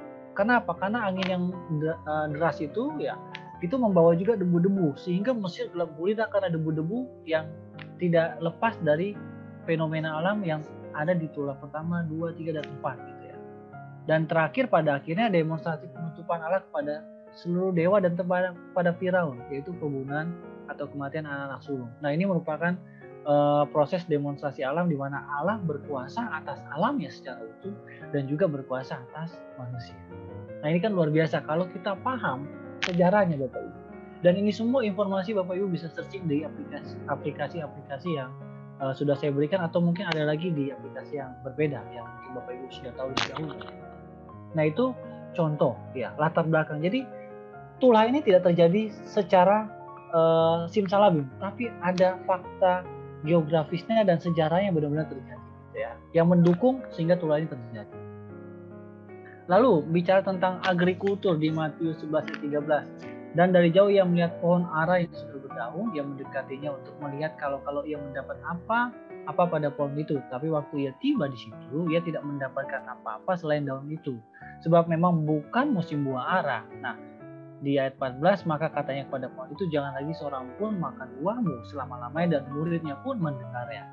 Jadi sebenarnya memang itu bukan musimnya buah ara, tapi ada yang disebut dengan buah awal. Nah, buah awal ini karena Yesus sudah lapar, yang dicari Yesus sesungguhnya, tapi tidak didapat. Harusnya buah awal ini muncul. Kenapa? Karena ada indikasi dari daun yang sudah semakin lebat, tapi ternyata tidak dapat. Akhirnya Yesus mengutuk. Nah, sebenarnya di samping ini adalah suatu fakta agrikultur, Bapak Ibu cek ya di kamus teologi yang warna hijau tadi, ketik buah ara, itu informasi seperti ini akan muncul juga.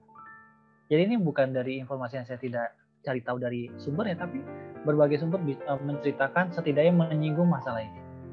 Nah, tindakan ini juga merupakan satu tindakan simbolik ya, di mana sebenarnya bangsa Israel ini merupakan yang kita sebut sebagai makna simbolik ya. Kenapa dibilang ini disamakan dengan pohon ara, daunnya sudah lebat tapi tidak berbuah? Ini sindiran kepada bangsa Israel. Artinya bangsa Israel secara hukum Taurat pasca kedatangan mereka dari pembuangan waktu oleh Ezra dan Nehemia, Taurat mereka sudah kembali artinya. Ya, yang sempat mereka terbuang, lalu kemudian mereka kembali lagi ke tanah Israel, dan daun-daun itu bicara tentang hukum-hukum yang sudah kembali berkembang di Israel. Tapi sayangnya bangsa Israel jatuh pada legalisme. Jadi walaupun hukumnya sudah baik secara religi di masyarakat Israel, tapi mereka tidak menunjukkan buah dari hukum itu. Nah, inilah yang kemudian disindir Kristus. Ya, melalui pohon ara ini gitu. Jadi di satu sisi memang dia memang lapar secara manusiawi, tapi ini juga dijadikan sebagai cara dia untuk mengajar para muridnya, inilah keadaan Israel yang sekarang. Secara hukum mereka sudah lengkap semua, tapi kenapa begitu Yesus datang buahnya tidak ada gitu. Ibarat kata sudah khatam dalam Taurat, sudah menguasai pengetahuan tentang firman Tuhan, tapi kok tidak diaplikasikan di dalam kehidupan. Nah, ini fakta tentang buah. Jadi kita semakin dapat konteksnya. Ini cara Yesus juga untuk mengajar.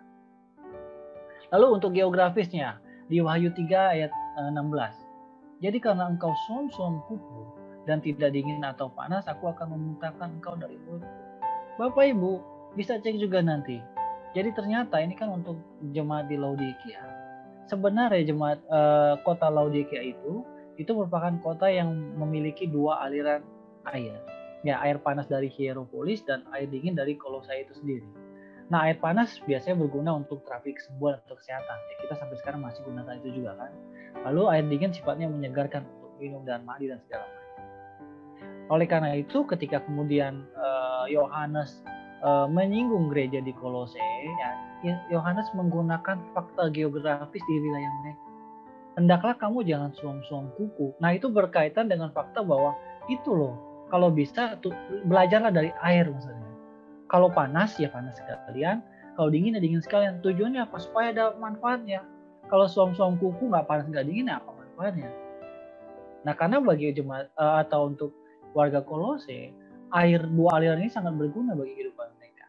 Nah, itu adalah fakta yang tidak bisa kita abaikan dari Wahyu 3 ayat 16 gitu ya. Nah, ini lalu contoh berikutnya lagi dari latar belakang sosial. Di Lukas 10 ayat 4 Bapak Ibu. Janganlah membawa pundi-pundi atau bekal atau kasut.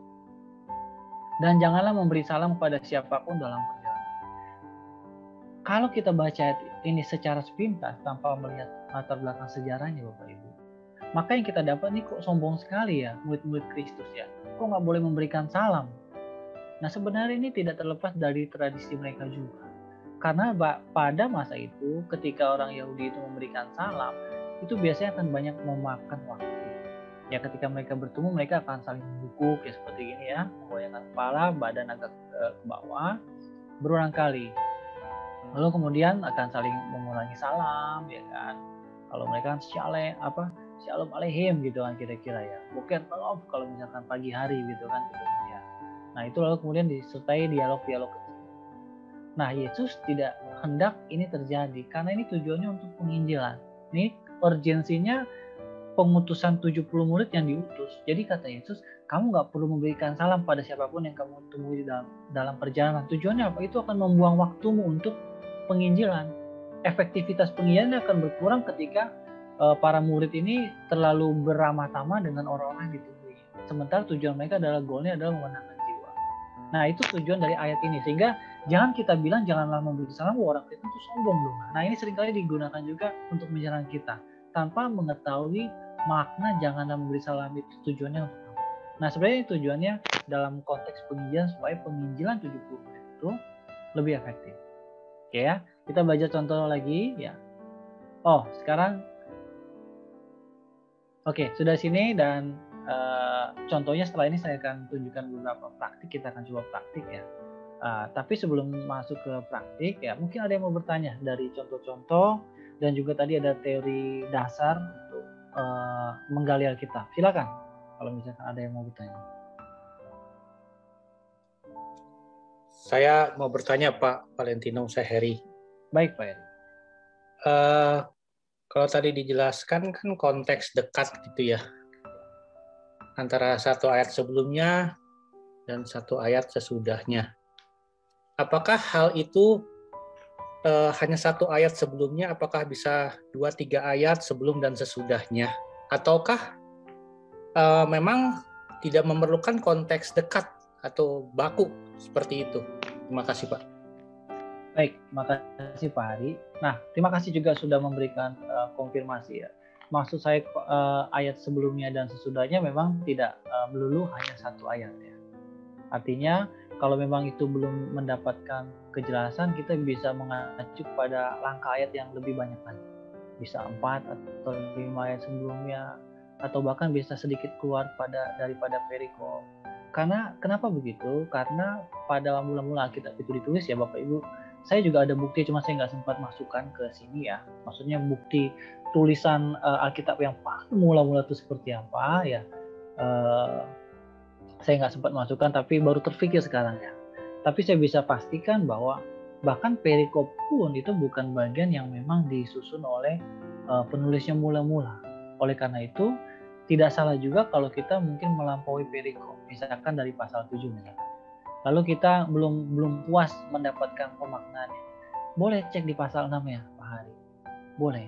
Atau bahkan di pasal sesudahnya boleh. Kalau memang itu menjadi pencarian kita untuk mengkonfirmasi kedekatan ayat dan pasalnya untuk meyakinkan ini maknanya seperti apa. Karena pada awalnya memang tidak disusun berdasarkan pasal. Pasal itu kan rujukannya dari perikop itu kan rujukannya dari LAI ya, dan itu kan ada kesepakatan gereja ya, di mana mereka setuju pasal ini kita berikan judul perikop ini, walaupun dalam satu pasal kadang-kadang ada beberapa perikop. Nah itu berangkat dari kebutuhan umat gereja saja supaya bisa memisahkan. Karena kan kalau kita mau gunakan acuan pada teks yang kuno Bapak Ibu ya, itu bisa saya jamin ya dari Kejadian sampai Wahyu itu nggak ada pemisahan. Kalau kita mau tempelkan Alkitab semua, tidak ada pemisahnya. Bisa dibayangkan betapa pusingnya kita baca. Yang ada malah kita nggak semangat, betul ya. Nah ayat itu kan membantu kita semakin mudah lagi di dalam menggali atau mendekati teks firman Tuhan. Terima kasih Pak Eri untuk penekanannya. Terima kasih Pak Valen. Ya. Ada lagi Bapak Ibu? Jadi Bapak Ibu Saudara, Jadi Bapak Ibu Saudara, penjelasan tadi saya coba pertegas. Jadi gini, kalau Bapak Ibu baca misalnya Roma 8 ayat 28, kan Alkitab berkata Roma 8 ayat 28, Allah turut bekerja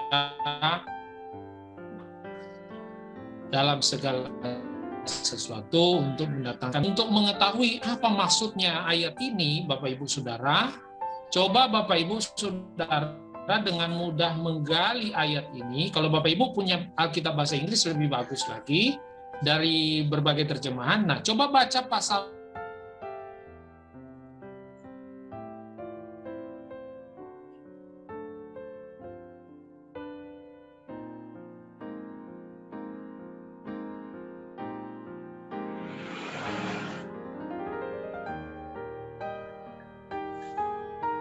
Pak Doni putus-putus atau hilang nih? Jaringan dia hilang, Pak, putus. Oh iya, saya pikir saya yang hilang.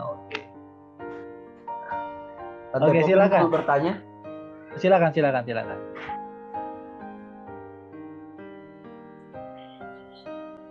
Mohon maaf, saya kena jaringan.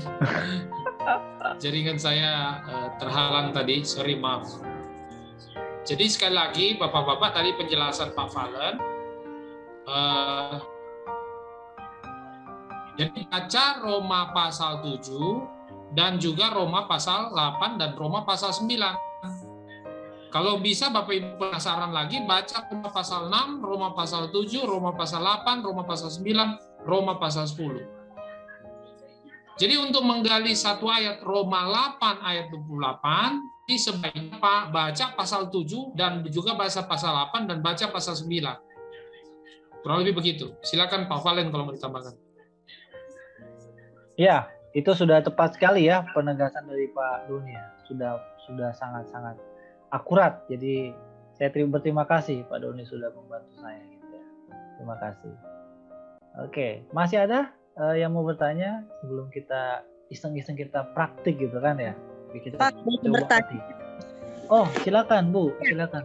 Ya, di dalam 1 Korintus 11 ayat yang ke-4 dan 5 ya, di sini dikatakan tiap laki-laki yang berdoa atau bernubuat dengan kepala yang bertudung menghina kepalanya, tetapi tiap perempuan yang berdoa atau bernubuat dengan kepala yang tidak bertudung menghina kepalanya, sebab ia sama dengan perempuan yang dicukur rambutnya. Artinya gini Pak, apakah ketika perempuan itu berdoa, bernubuat, karena ada sebagian juga yang berprinsip perempuan itu harus berkerudung ketika dia masuk dalam doa atau bernubuat. Bagaimana nih Pak? Ya, oke, saya jawab ya Bu. Ya ini memang pertanyaan yang klasik ya. Jadi gini Bapak Ibu ya, sebelum saya jawab langsung, saya jelaskan sedikit kondisi geografis ya. Jadi Korintus itu Bapak Ibu itu kan kota pelabuhan ya pada masa itu. Nah kalau kita bicara kota pelabuhan, coba kita mengacu contoh yang paling dekat kita Tanjung Priok misalkan gitu ya, itu kan wilayah pelabuhan. Nah artinya kalau bicara wilayah pelabuhan Bapak Ibu, ya itu sama seperti bandara zaman sekarang karena kan bedanya dulu belum ada pesawat aja gitu ya. Artinya wilayah itu berarti ada begitu banyak orang silih berganti keluar masuk. Artinya ada banyak tradisi di situ. Ada banyak orang beda latar belakang yang keluar masuk pelabuhan. Nah, ada yang mungkin menetapnya hanya 5 hari, ada mungkin yang menetapnya hanya seminggu, atau bahkan mungkin 1-2 jam bahkan, atau bahkan lebih ya, 3 bulan, 6 bulan, setahun kita nggak tahu. Artinya ada begitu banyak pergerakan penduduk di situ atau rakyat di situ di kota Korintus. Nah, otomatis kemajemukan dari demografi atau penduduk di sana juga berimplikasi pada gereja di Korintus seperti itu. Nah, salah satu yang kita tidak bisa pungkiri adalah yang dikenal oleh pelacur bakti. Ya, artinya itu merupakan perempuan yang pada masa itu memberikan dirinya bahwa mereka itu mengabdi pada dewa kalau mereka melakukan tindakan seperti itu yang mengarah pada asusila. Jadi menawarkan diri. Nah itu bagi mereka dianggap sebagai persembahan mereka kepada dewa-dewa. Dan itu cukup banyak mempengaruhi juga jemaat ini. Nah, otomatis sebagian besar dari perempuan dari Korintus juga punya karakter ya. Ini khusus untuk Korintus ya, bukan untuk wilayah yang lain. punya karakter-karakter yang agak susah dikontrol.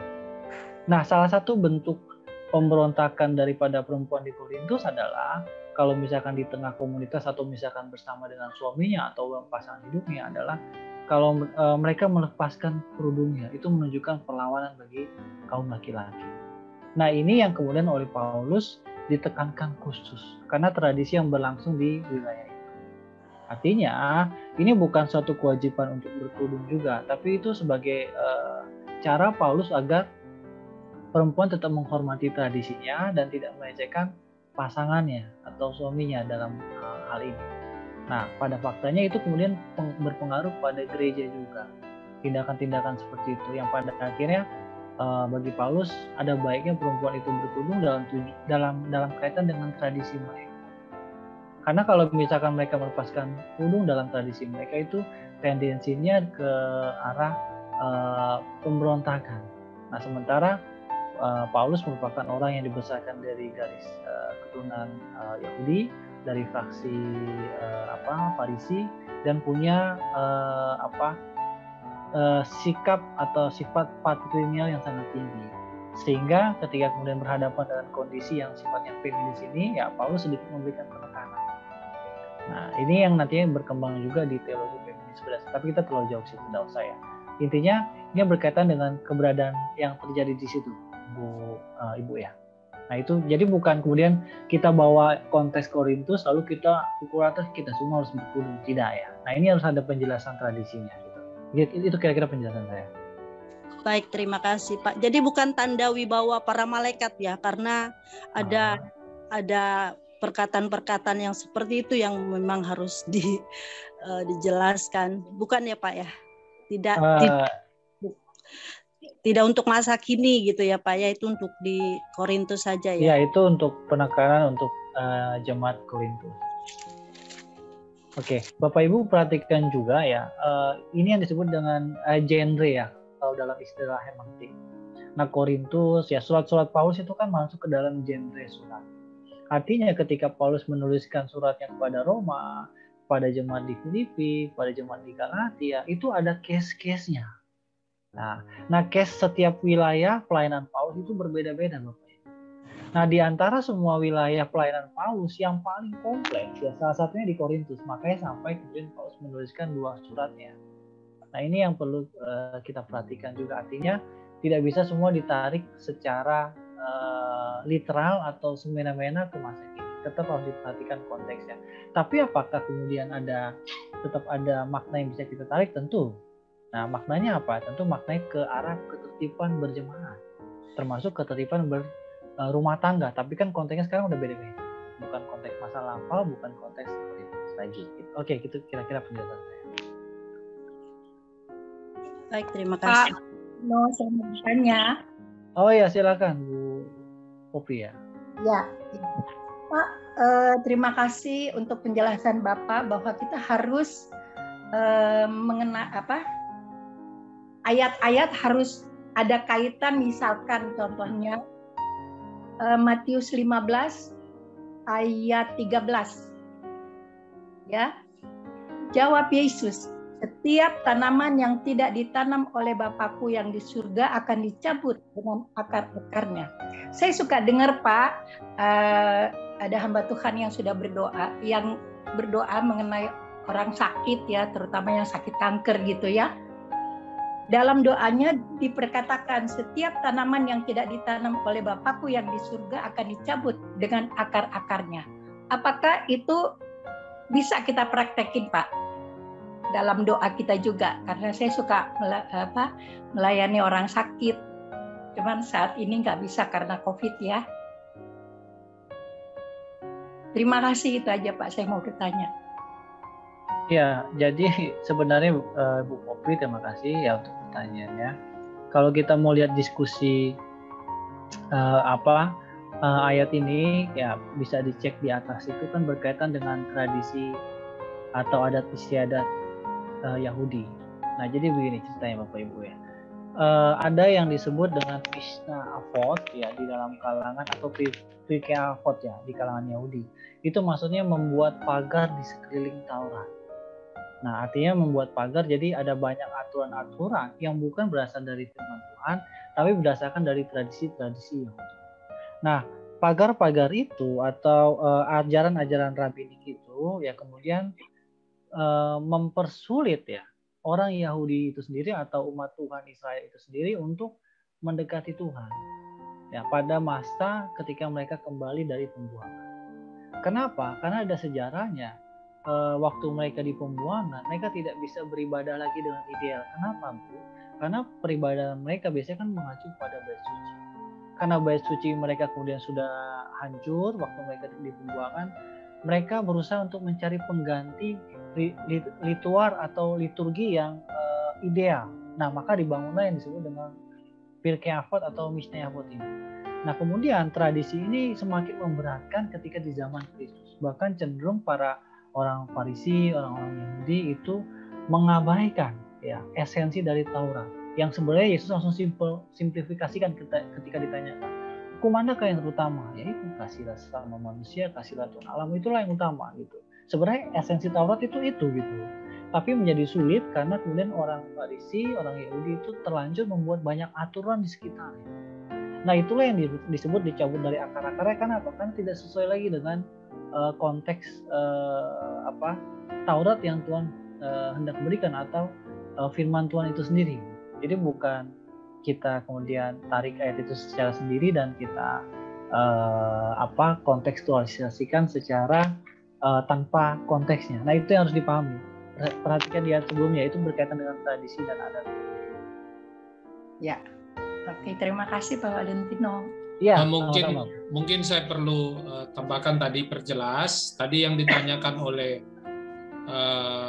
penanya pertama, siapa yang nanya tadi? Terkait dengan Korintus. Nah. Terkait dengan Korintus dulu. Jadi saya membaca tradisi latar belakang itu bahwa kalau tidak pakai kerudung, ya, tidak pakai kerudung dalam beribadah, dianggap perempuan-perempuan itu adalah perempuan pelacur. Karena rata-rata perempuan yang baik-baik pakai kerudung di zaman itu. Tapi kita nggak bisa bilang begini, setelah zaman sekarang, tidak pakai kerudung, oh itu pelacur. Sudah beda budaya. Tapi bukan berarti juga Paulus menitik beratkan pada ciri-ciri hal lahiriah. Sebaliknya begini, orang pakai kerudung adalah orang yang paling suci. Enggak juga begitu. Cuman pada konteks budaya, Paulus mengatakan, hai engkau orang-orang Kristen, terutama para perempuan, supaya jangan jadi batu sandungan. Itu intinya. Jadi secara etis, pinter-pinterlah kita sebagai orang Kristen, cara berperilaku dalam konteks dan situasi di mana kita bergaul dan tinggal. Jadi itu sebenarnya yang mau disampaikan oleh Rasul Paulus kepada jemaat saat itu. Jadi kalau sekarang Bapak Ibu pakai singlet, pergi gereja, kalau jadi batu sandungan dan itu dianggap sebaiknya tidak. Tapi di gereja barat, orang ibadah pakai singlet. Nah, kita yang pakai tutup dari ujung kepala sampai ujung rambut, dianggap itu aneh. Nah, makanya kita harus menyesuaikan dengan teks konteks. Tapi kembali lagi Bapak Ibu Saudara, pikiran kita harus diterangi oleh firman Allah. Kalau kita punya pikiran tidak diterangi firman Allah, nanti jadi kaku kita. Jadi kaku dalam berperilaku dengan masyarakat dimanapun kita berada. Kalau tadi di Bu Popi menjelaskan, jadi Bu Popi sebenarnya lihat aja Matius 15 ayat 8, teks konteks, balik lagi ya. Jadi orang-orang Farisi, betul apa yang dijelaskan Pak Valentino, bahwa orang Farisi sekali lagi menitik beratkan kepada legalisme agama, ritual-ritual, hal-hal yang kelihatan physically. Misalkan tradisi-tradisi yang ditekankan oleh orang Farisi, para pengajar ahli Taurat. Padahal itu bukan yang penting. Tuhan Yesus bilang, bukan apa yang makan itu kemudian menjadi najis. Nah, karena semuanya sedikit-sedikit najis, sedikit-sedikit najis. Nanti makan babi bagaimana? Jadi najis kita, karena orang yang makan. Nah, bagi kita orang Kristen, najis itu, nah boleh sebenarnya. Gitu. Nah, Tapi kalau orang Kristen bilang, tidak najis, kenapa tidak najis? Karena bukan apa yang masuk ke dalam mulut, yang keluar ke jamban yang menajiskan. Tapi apa yang keluar dari hati. Ya, makian, kebencian, iri, ya, kecewa yang berkepanjangan, itu yang justru menajiskan yang dimaksud oleh Tuhan Yesus kepada orang-orang saat itu. Jadi begitulah contohnya. Saya cuma membantu menjelaskan lebih terangnya. Pak Valen tetap yang lebih. Saya cuma dapat penjelasan dari Pak Valen. Silakan Pak Valen. Pak Doni, Terima kasih. boleh sedikit. Tadi saya mengerti apa yang dimaksudkan Ibu Popi. Kalau berdoa untuk orang yang sakit kanker, ini belum ada penjelasannya. Boleh nggak pakai ayat itu dicabut sampai ke akar-akarnya? Begitu. Karena banyak juga pendoa-pendoa ketika berdoa akarnya dicabut, ayatnya ini ya seperti itu. Mohon penjelasan. Terima kasih Bu Yohana.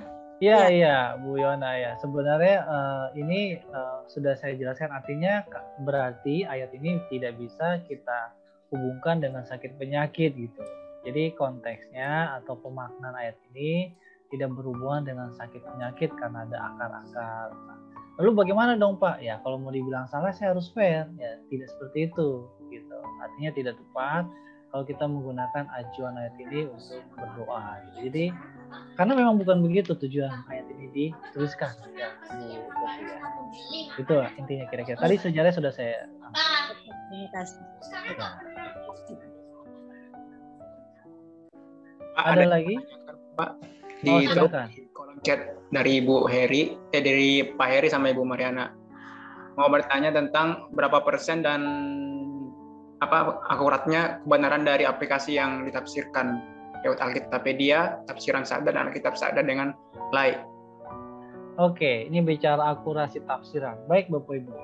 Kalau bicara akurasi tafsiran, tentu saya harus juga jawab secara fair. Ya. Ini semua bergantung pada produknya itu dikeluarkan oleh siapa.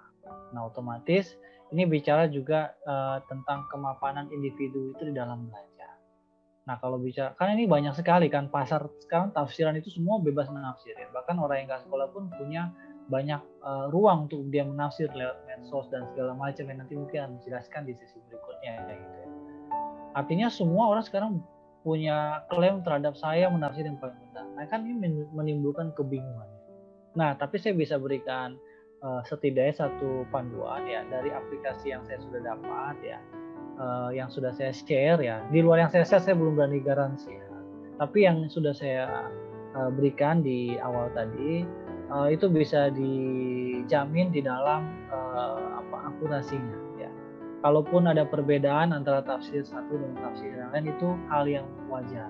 Tetapi konteks perbedaan yang bisa saya yakinkan ya semoga Bapak Ibu bisa diyakinkan juga dari aplikasi yang sudah ada, yaitu tetap masih bisa relevan dan masih tetap bisa diterima.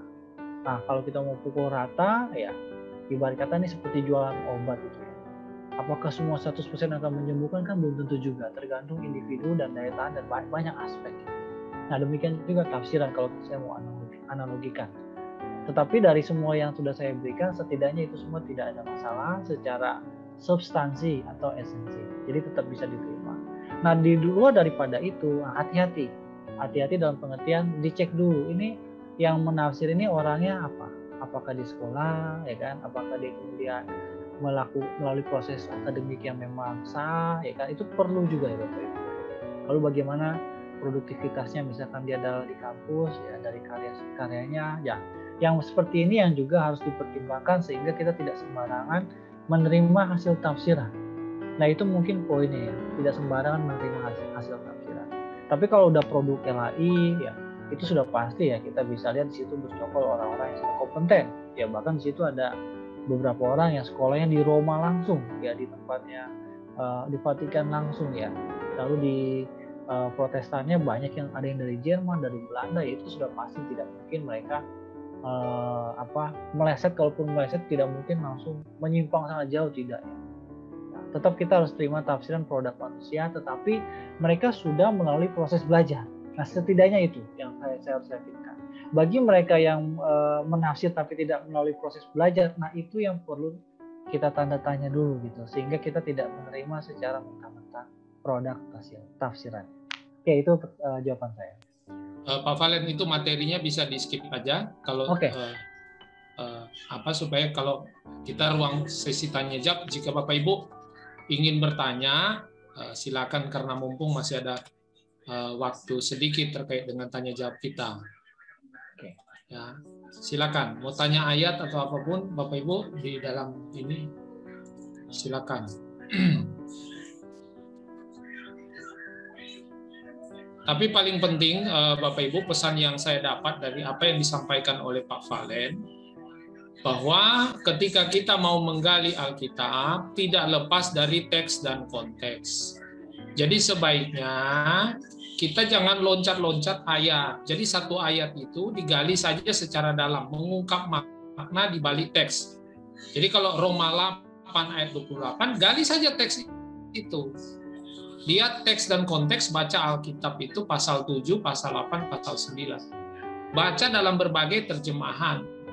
Sampai kapan? Ya sampai mengerti banget. Istilah yang biasa kita pakai Bapak Ibu, kata jenuh. Jenuh itu artinya sudah tidak ada lagi yang dipertanyakan, semuanya jelas terang benderang. Kalau alat tafsiran tadi yang direkomendasikan Pak Valen, bisa, tetapi itu hanya dijadikan sebagai acuan, tapi bukan pedoman. Acuan saja. Yang mana paling benar, semua masing-masing mengklaim, tapi tidak mutlak 100%. Kita hanya berupaya mendekati kebenaran. Tidak ada mutlak 100% kebenaran. Kalau Bapak Ibu penasaran, ya nanti kita bertemu dengan Paulus di surga, kemudian kita tanya lebih lengkap lagi, kan begitu Bapak Ibu Saudara ya. Tapi kita berusaha untuk mendekati kebenaran, kita bandingkan dengan berbagai tafsiran. Ya, makanya Bapak Ibu, kita orang Pentakosta mesti berdoa, minta bimbingan Roh Kudus supaya yang mana tafsiran yang betul. Minta konfirmasi sama ahli kalau kurang. Tapi tadi Pak Valen sudah memberikan penekanan Bapak Ibu Saudara, sumber utama adalah membaca Alkitab itu. Jangan baca buku tafsiran dulu.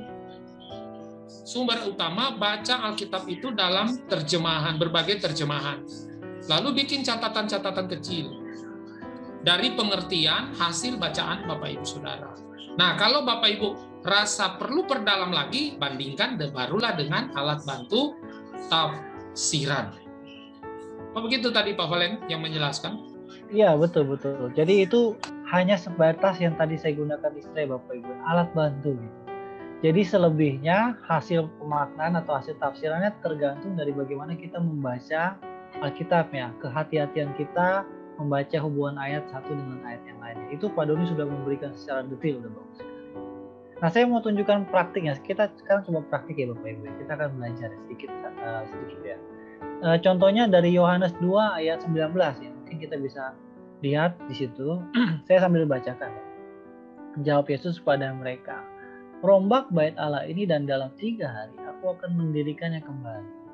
Nah, kalau kita baca ayat ini saja Bapak Ibu ya, ini kan kita praktik. Maka bisa jadi esensi kita terhadap istilah bait Allah ini bisa meleset. Nah, ini bisa dibandingkan nanti dengan 2 Tawarik 3 ayat 1. Nah, kalau kita mau memaknai ayat 2 Yohanes 2:19, apa yang dimaksud dengan bait Allah ini, maka kita harus lihat teksnya secara keseluruhan. Jadi jawabannya bukan ada di 19, tapi di ayat selanjutnya, di ayat 21. Di situ dikasih keterangan. Tapi yang dimaksudkannya dengan bait Allah ialah tubuhnya sendiri. Artinya ketika Yesus menyampaikan bagian ini, dia tidak berbicara tentang bait Allah yang pada masa itu berdiri dalam bentuk bangunannya, tidak. Tapi dia sedang mengacu dalam dirinya, yang merupakan itu berita untuk kematian dia nanti. Nah, kalau kita baca yang di 2 Tawarik 3 ayat 1, maka bait suci yang dimaksud situ merupakan bait suci beneran dalam hal fondasi bangunan yang benar-benar dari batu dan segala macam.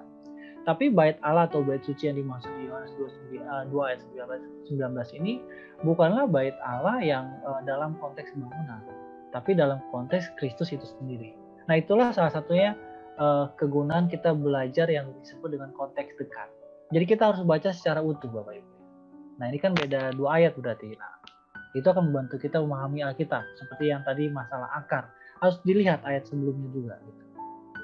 Lalu ini kan kita praktik ya. Di Yesaya 58 ayat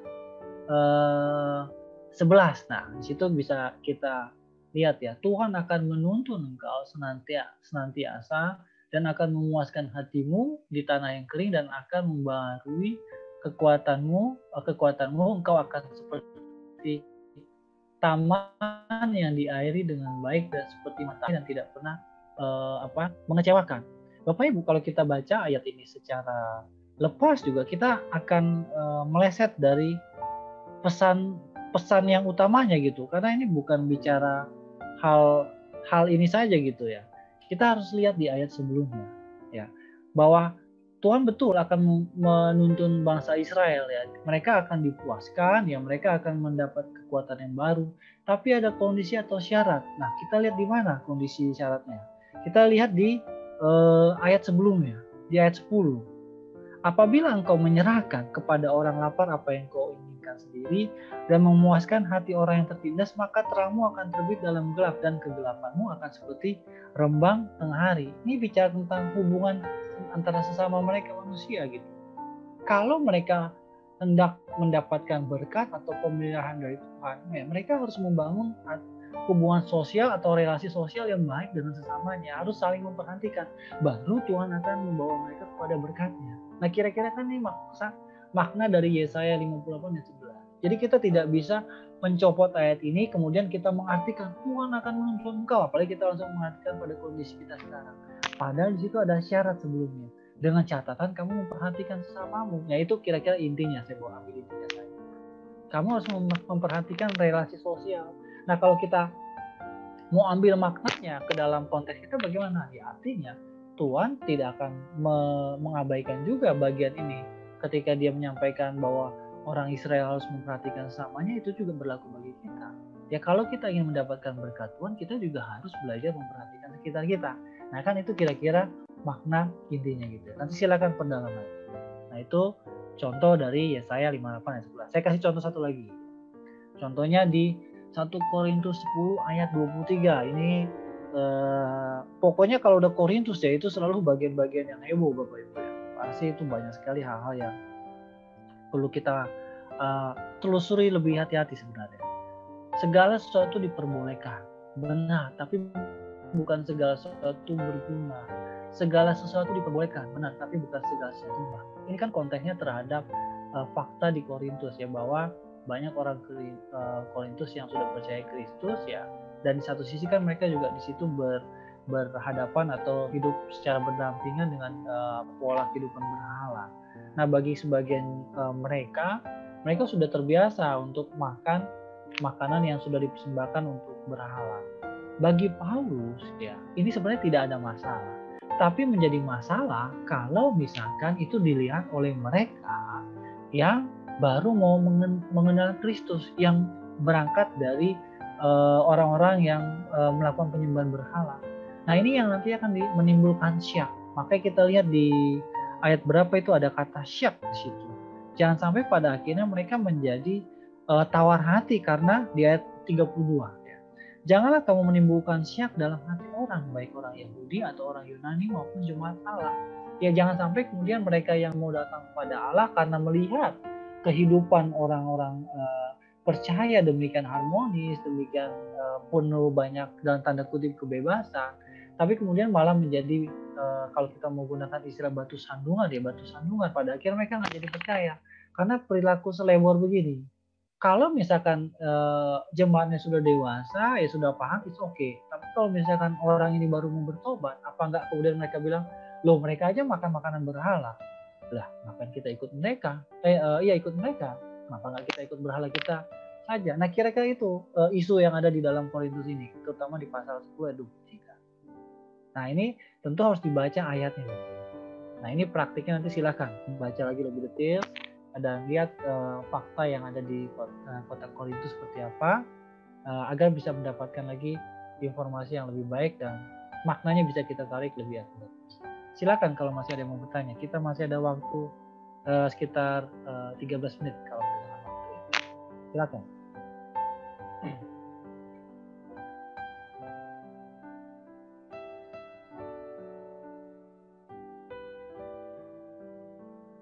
kalian bisa jawabnya supaya bisa dilihat semua. Jadi sudah masuk sesi tanya jawab. Di perbesar atau di stop share? Ya, PowerPoint-nya ditutup aja, di stop aja. Oke, stop share. Supaya bisa lihat semua nih tampilannya. Oke, Bapak Ibu ya, itu tadi ya beberapa informasi dan informasi ayat yang bisa Bapak Ibu praktikan. Silakan, karena kan kita tidak cukup waktu ya untuk praktik satu persatu, tapi setidaknya sudah ada tools ya, sudah ada tools dan sudah ada beberapa ayat yang bisa Bapak Ibu nanti cek dan silakan nanti dilatih gitu ya. Ya, saya kembalikan kepada Pak Doni. Ya, terima kasih. Jadi Bapak Ibu Saudara, penting sekali Bapak Ibu punya gaya hidup senang untuk membaca Alkitab. Jadi senang membaca Alkitab, senang untuk berpikir, ini ngomong begini. Seperti tadi Yesus kan ya, rombak bait Allah ini dan akan kubangun dalam waktu 3 hari. Nah, kalau kita salah memahami ayat ini, jadi khotbahnya bisa salah, hidupnya juga bisa salah, mempraktekkan dalam hidup juga salah. Gitu. Karena Alkitab itu kan semacam manual buku petunjuk. Nah, kalau kita salah paham dengan ayat itu, prakteknya bisa salah dalam kehidupan sehari-hari kita gitu loh. Bisa salah konsep berpikirnya. Contoh ya tadi, rombak bait Allah ini. Apakah yang dimaksud bait Allah yang dibangun oleh tua-tua selama 300 tahun mereka membangun? Bukan. Tapi bait Allah yang dimaksud itu adalah Yesus sendiri sebagai bait Allah yang sejati.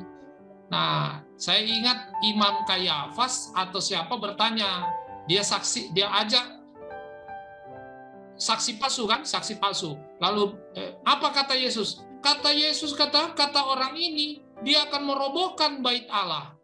Padahal maksud Yesus bukan bait Allah yang dimaksud gedungnya, tapi yang dimaksud adalah rombak bait Allah ini adalah tubuh Yesus sendiri. Jadi namanya juga saksi palsu, berarti dia sudah bersaksi palsu.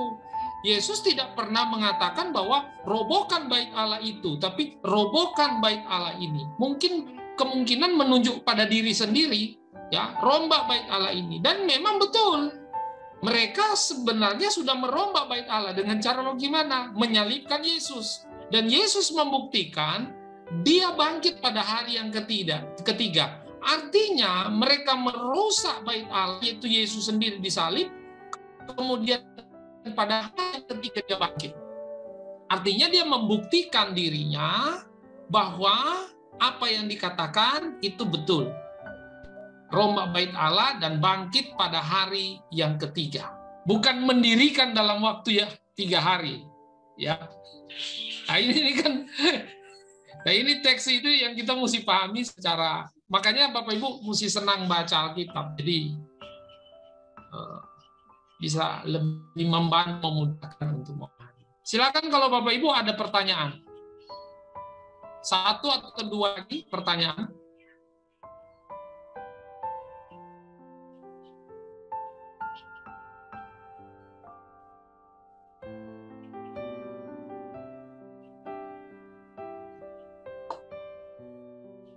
Baik, kalau tidak ada pertanyaan, Bapak Ibu Saudara, sesuai dengan rundown acaranya, bahwa Bapak Ibu bisa mengisi angket evaluasi dan sekaligus absensi. Linknya bisa ditampilkan di grup, di chat, kolom chat, Bapak Ibu Saudara.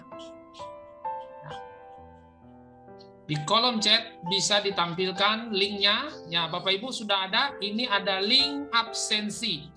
Bapak Ibu bisa silakan mengisi sambil kita mendengarkan pengumuman oleh bagian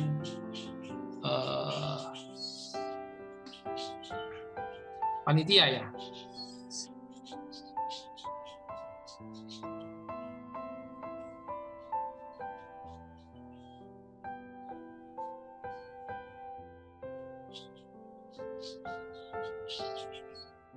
Volumenya nggak kedengaran.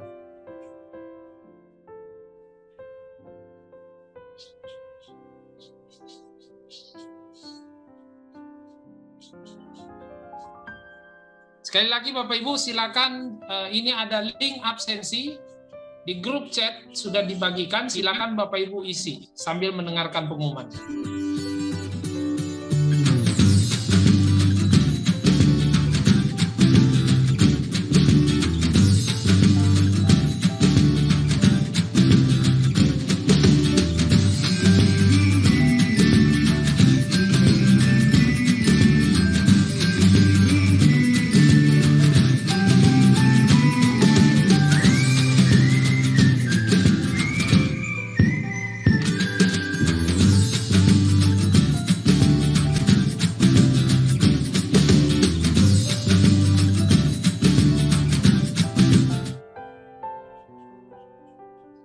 Oke Bapak Ibu, mungkin videonya nanti dibagikan ke grup-grup yang ada, karena kita waktu sangat singkat.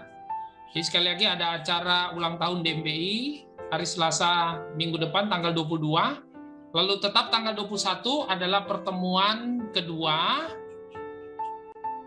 tanggal 20 ya, tanggal 21 betul, ada pertemuan berikut pertemuan kedua untuk membahas bagaimana cara penyajian firman Tuhan dan implikasi bagi kehidupan pribadi. Dalam hal ini saya akan membawa materi itu Bapak Ibu untuk minggu depan, materi Bible Study ini saya akan membawa langsung. Dan saya akan bongkar habis Bapak Ibu Saudara gimana saya cara gali Alkitab dan bagaimana kami menghidupinya dalam kehidupan sehari-hari. Jadi itu yang nanti saya akan ungkap 10 rahasia. Bapak Ibu kan suka dengar khotbah saya di gereja. Nanti saya akan cara bagaimana saya menggali Alkitab itu dan bagaimana kami menghidupi ayat itu dan bagaimana kami menyajikan ayat itu. Minggu depan Bapak Ibu Saudara. Ada pengumuman tambahan?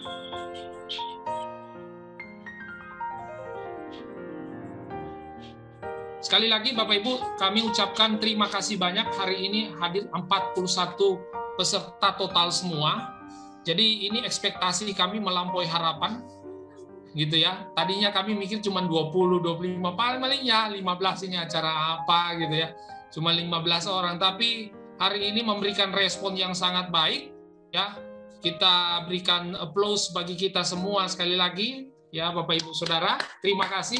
Berarti semangat belajar kita tinggi. Dan mungkin ada tambahan dari Pak Gembala kami, Pak Kiki Sadra, silakan Pak. Singkat aja, biar saudara-saudara semua diperkaya dan bisa menjadi saksi di mana saja dengan pembekalan ini. Ikuti terus sampai tuntas, hanya 4 sesi, nggak banyak ya. Dan nanti bisa dapat e-sertifikat, tapi yang penting bukan e-sertifikatnya kan, namun bisa menjadi saksi yang menjadi berkat bagi banyak orang gitu ya. Dan dengan pembekalan ini jadi nggak ngawur dalam memberitakan tentang firman. Semuanya bisa terarah dengan benar gitu ya. Jadi berkat buat semua orang gitu. Dan lihat-lihat ayat, baca ayat sekarang semakin mengerti. Nanti bisa menyampaikannya dengan benar dan ya dengan jangan asal comot-comot gitu ya. Yang penting menjelaskan dengan benar. Jangan lupa minta urapan dari Roh Kudus sehingga engkau diurapi dan makin diperkaya gitu ya. Oke, selamat terus mengikuti dan diperkaya. Terima kasih ya buat Pak Doni, buat Pak Valentino, Ibu Meli, dan semua yang lain. God bless you. Silakan Tasya mengambil foto sebelum kita tutup dalam doa yang langsung oleh Pak Gembala untuk menutup dalam doa. Silakan mengambil foto. Ya, tolong boleh Bapak Ibu semuanya dibuka cam-nya dulu, kameranya dulu.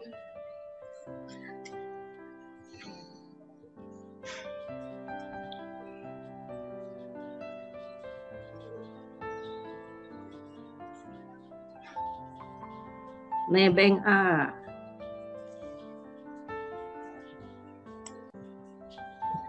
Ya, aku akan screen satu dulu ya. 3, 2, 1. Ya, kelihatan dah semua yang ganteng dan yang cantik ya.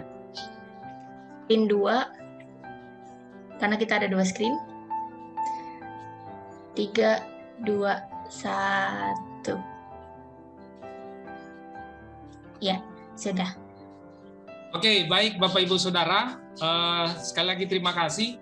Saya berharap 41 ini tetap bertahan untuk hari kedua sampai hari terakhir. Haleluya. Pasti bisa Pak Doni, dan Tapi mungkin lebih pembahasannya- banyak minggu depan. Amin. Pembahasannya lebih menarik dan Bapak Ibu Saudara dengan harapan bisa terberkati. Kami serahkan kepada Pak Kiki untuk doa berkat. Yuk kita doa. Bapak, kami mengucap syukur di akhir dari sesi pembekalan ini Tuhan. Biar kiranya apa yang kami telah dengar, apa yang telah kami perhatikan, kami boleh menerimanya, memikirkannya, mengolahnya, dan mempraktekannya dalam kehidupan kami. Kau berkati semua yang telah hadir dan pakai mereka semua terus untuk menjadi saksi bagi kemuliaan nama-Mu. Yang baru pertama kali hari ini bergabung, Kau juga berkati. Damai sejahtera-Mu semakin melimpah. Kau berkati mereka yang telah melayani ya Tuhan hari ini, berkat-Mu berlimpah. Menyerahkan pertemuan minggu depan, Tuhan berkati kami sehat selalu bersama keluarga kami. Dalam nama Tuhan Yesus Juru Selamat kami. Amin. Acara telah selesai, Tuhan Yesus memberkati semuanya. Terima kasih Pak Pale. Terima kasih Pak Kiki. Terima kasih, Pak Terima Pale. kasih ya.